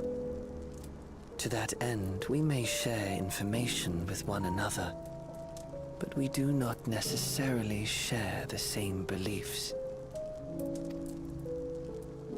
Just as you and yours decried my actions, I find those of my fellows objectionable. Be that as it may, it is the culmination of our lives' works that we would bring to the world. Fruits born of undying devotion, daring aspiration, and unwavering ideals. No matter how we are reviled, no matter what we must steal, our actions will be vindicated by those who abide in the future we create. It's just this one character because he's so sickly. Some of the other characters do speak faster, but they do have a slightly extended vocabulary in this game. And it's one of the things I like about Final Fantasy. In your benevolence, you may seek to save everything and everyone. But once all is consequently consigned to oblivion. These days you don't really get writing like this, so it's really refreshing to actually get dialogue like this. Your noble deeds will amount to nothing more than folly. For no living soul shall remain to judge them.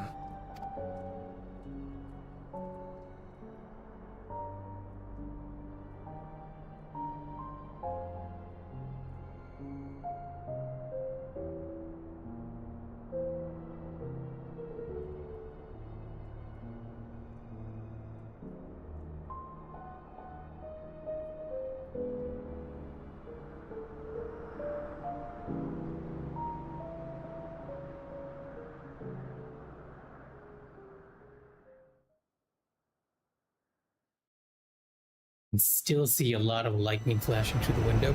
If shattered stars are doomed to mend, how turns the key to winter's end?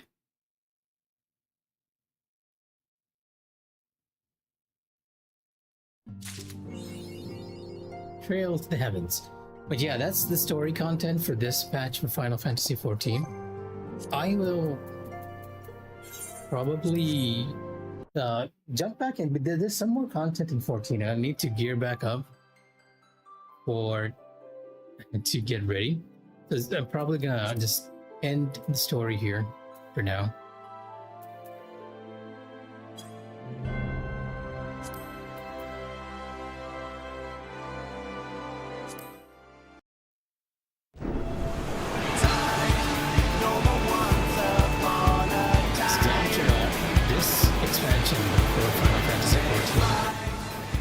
Come to an end. The theme of a holiday that we see in this opening has finally ended. And then moving on to a more world-ending storyline. Boundless possibilities.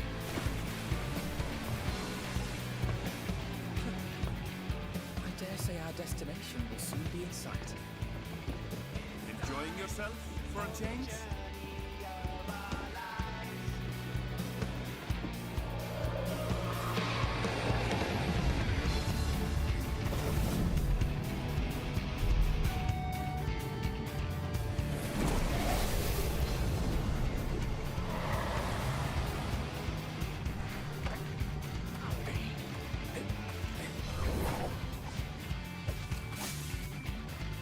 I just wanted to take a look at the Dawn Trail opening before I called it. There's no cause for panic. Not many people enjoyed it, but I like this expansion.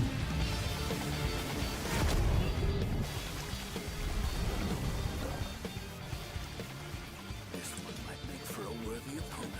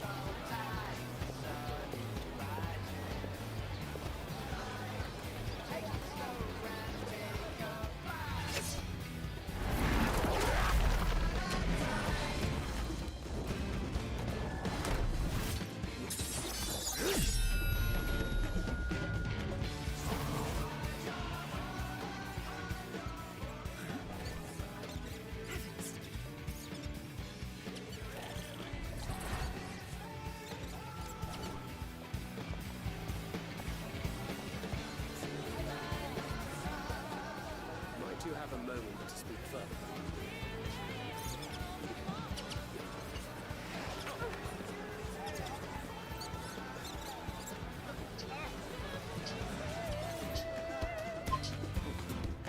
Oh, sorry, give me a sec.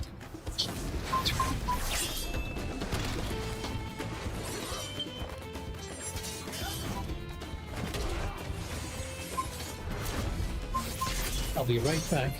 I'll leave this way.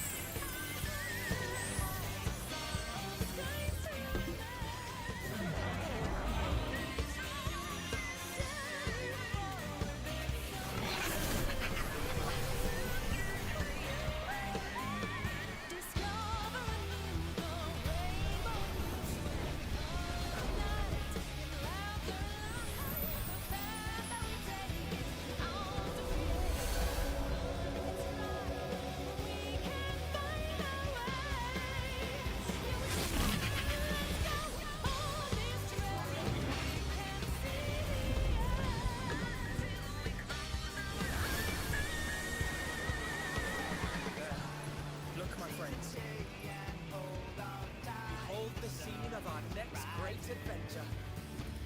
You and your adventures. I trust you have not forgotten the true purpose of our voyage? At last, we have come to the land you call the New World. My home. Tural.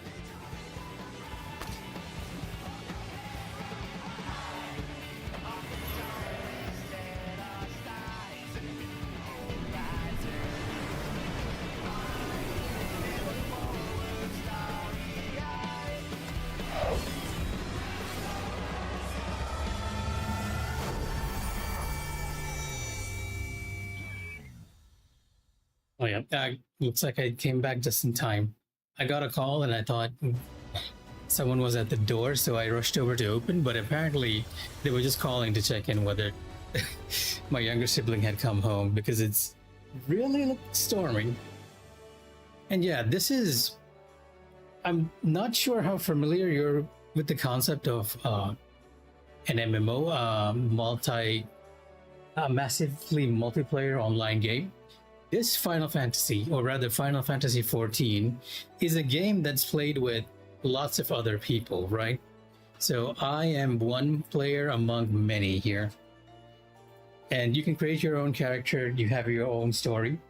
And it's an ongoing thing, right? It keeps going, or it's been going on for like, let's say, 8+ years now. I'm pretty sure I played it since way back when. And what you saw right there was the opening of the latest expansion, because after a while they release new story content over and over. So all these are all the older stories. So if I went over here, you might be more familiar with this concept for Final Fantasy, which is more fantasy and dragons and all things like that. The latest expansion was more... The one that I just showed now was more geared towards having a break from all the serious stuff, because it concluded a major story arc. And after that break, they're sort of introducing a new one, which is why I've jumped back into the game. I'm looking kind of forward to the next one as well.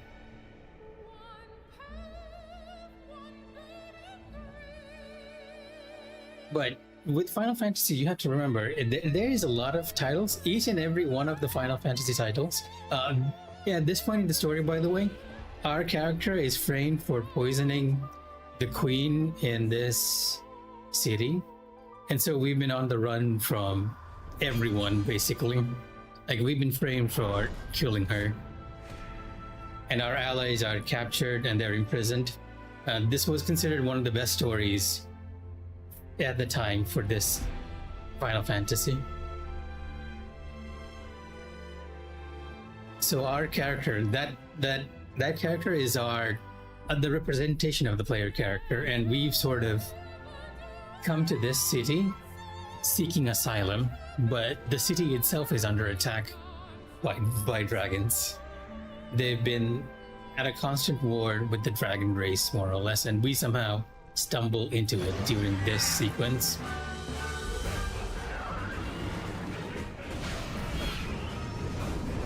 But 14 in itself is like a huge celebration of the entire Final Fantasy series, right?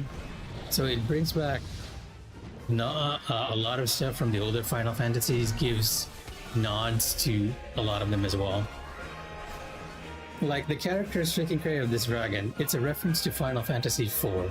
Just the way he stands on this fire here is based on a character in Final Fantasy IV called Kain. Oh, and just so you know, our sibling has arrived. He is safe.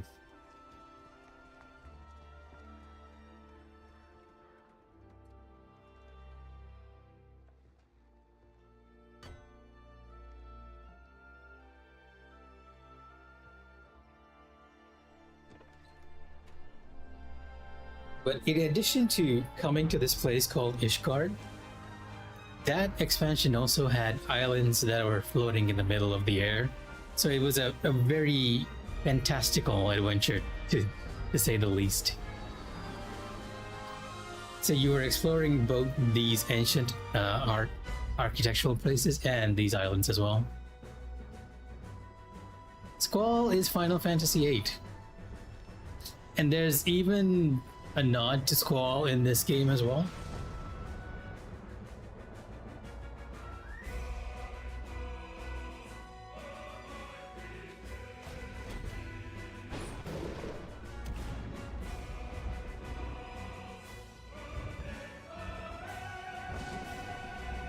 There's actually a nod to both Squall and his villain, his rival, Cypher, in this game.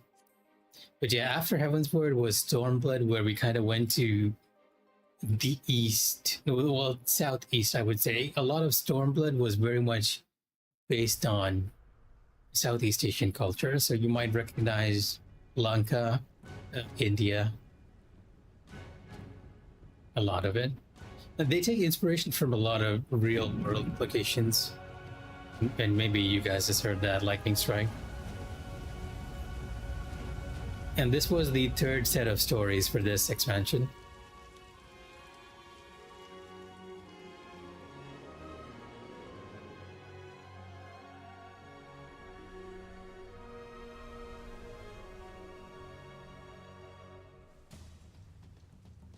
And in line with the Southeast Asian traditions, you had like dancers, although we didn't get dancer until much later.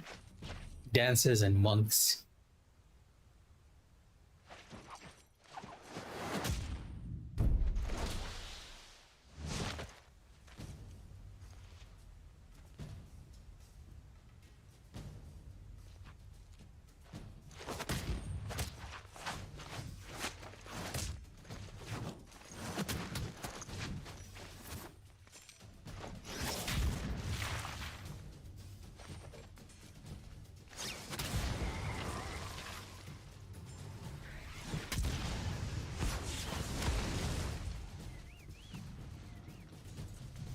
A lot of Stormblood stuff kind of has that Southeast Asian vibe, but Stormblood was split into two, because one section dealt with this culture, while the other section dealt with Japanese culture. So after you get this huge panning shot, you go to a more Japanese aesthetic area.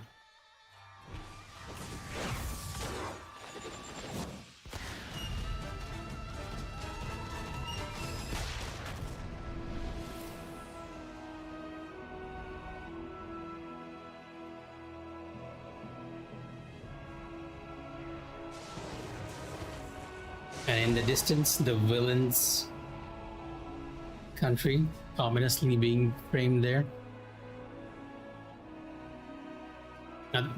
This whole area was Mongolian, but when you went under the sea, you get the Japanese references and the islands nearby. And even the music kind of changes to that feel too. Their music is very good, just that change. You can tell which culture it is immediately from there.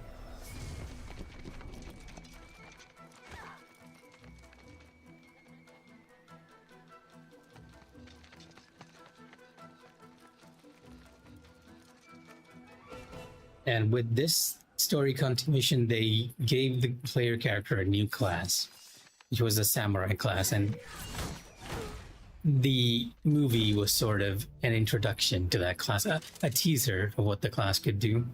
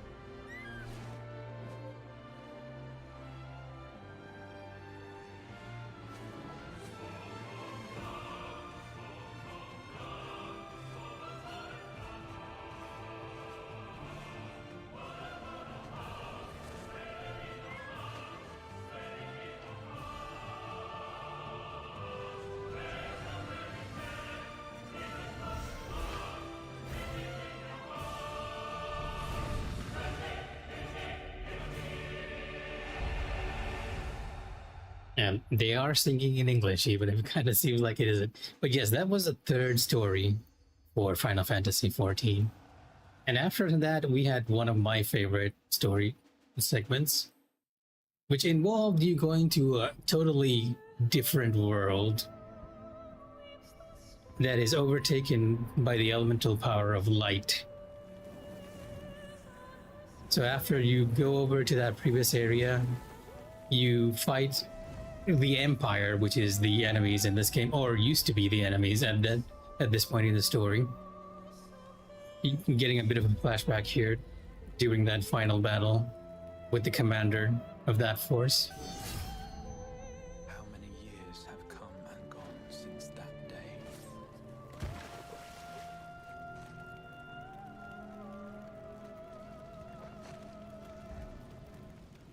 How many years have I waited for this moment?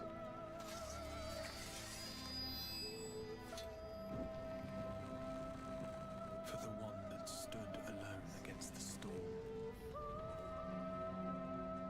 During the end sequence of that story, our friends started to slowly just go to sleep. They started to lose their souls. And so we were trying to find out what was happening to them. And we discovered that their souls were taken to another dimension. And our character themselves went to this dimension. But when they get there, they're like very groggy and distorted.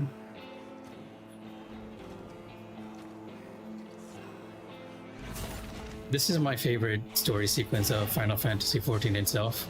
I still think this is one of the best. And I think among the villains in all the Final Fantasy games, it has one of the best villains as well. Now what I might really need to call it, the lightning's getting closer.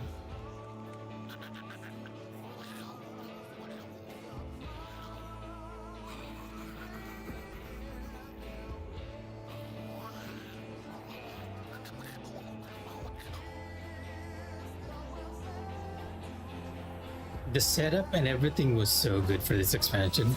And even the characters that you met. I think I might be a bit biased though as well, because I had a really tight-knit group of friends on the game as well at the time. So I enjoyed myself playing with all these other people all throughout this story segment.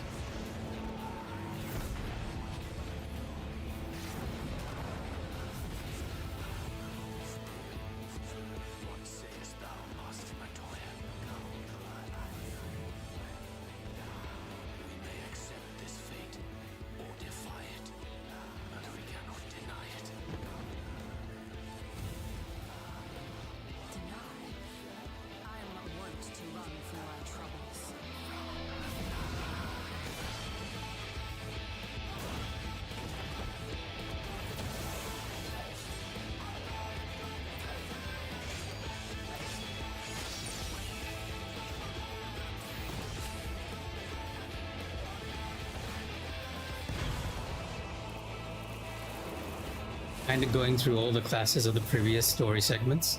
You started with an archer, then a dragoon, then a monk.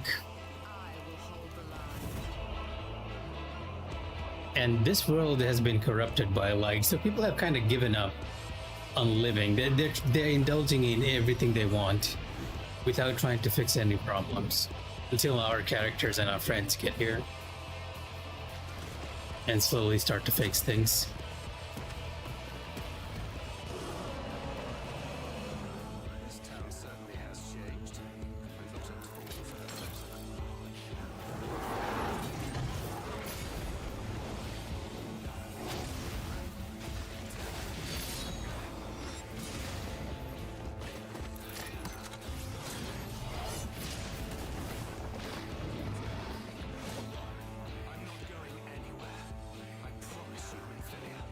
There was also a big mystery of who this character was, because we had another Minfilia back at the original world who had died, so the kid coming out of nowhere was a bit of a surprise.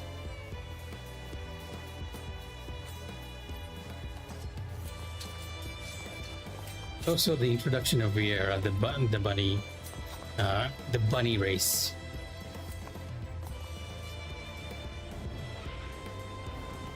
Who themselves are a nod to another Final Fantasy. Final Fantasy,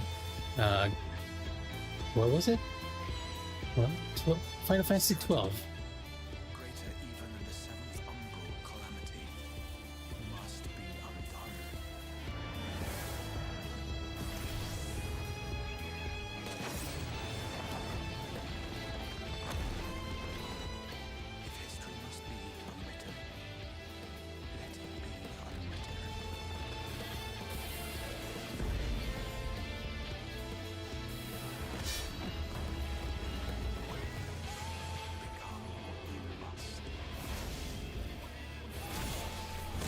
let me just cut it short. But what you were saying before, this Final Fantasy XIV is like, you can kind of think of it like a whole nod to all the other Final Fantasies. It's like one big theme park with the references and everything for the other Final Fantasies. Like when you mentioned Squall, one of the battle classes that I can change to is based on Squall. So I have his weapon here, and most of the moves that this class does, they're all named after things that Squall will do. Like Solid Barrel is something that Squall does. Double Down is something that Squall's rival Cypher does, and the ultimate move in this is also something he does. So it's like one big mashup of all the Final Fantasies themselves together, which is why I keep playing it, and also because it's fun to play with other players. Anyway, I hear the thunder getting louder, and I'd probably better hop off. It's been way too long. I don't even usually stream for around 4 hours, but it's almost 4 hours. Whenever I start playing this game, I get like knee deep into it. So yeah, if anyone's watching, take care and good night. I will stay awake for a bit more and make sure everyone's gonna gets back at home before I go to sleep. So, but wherever you are, take care. It's Mikh'a, signing off.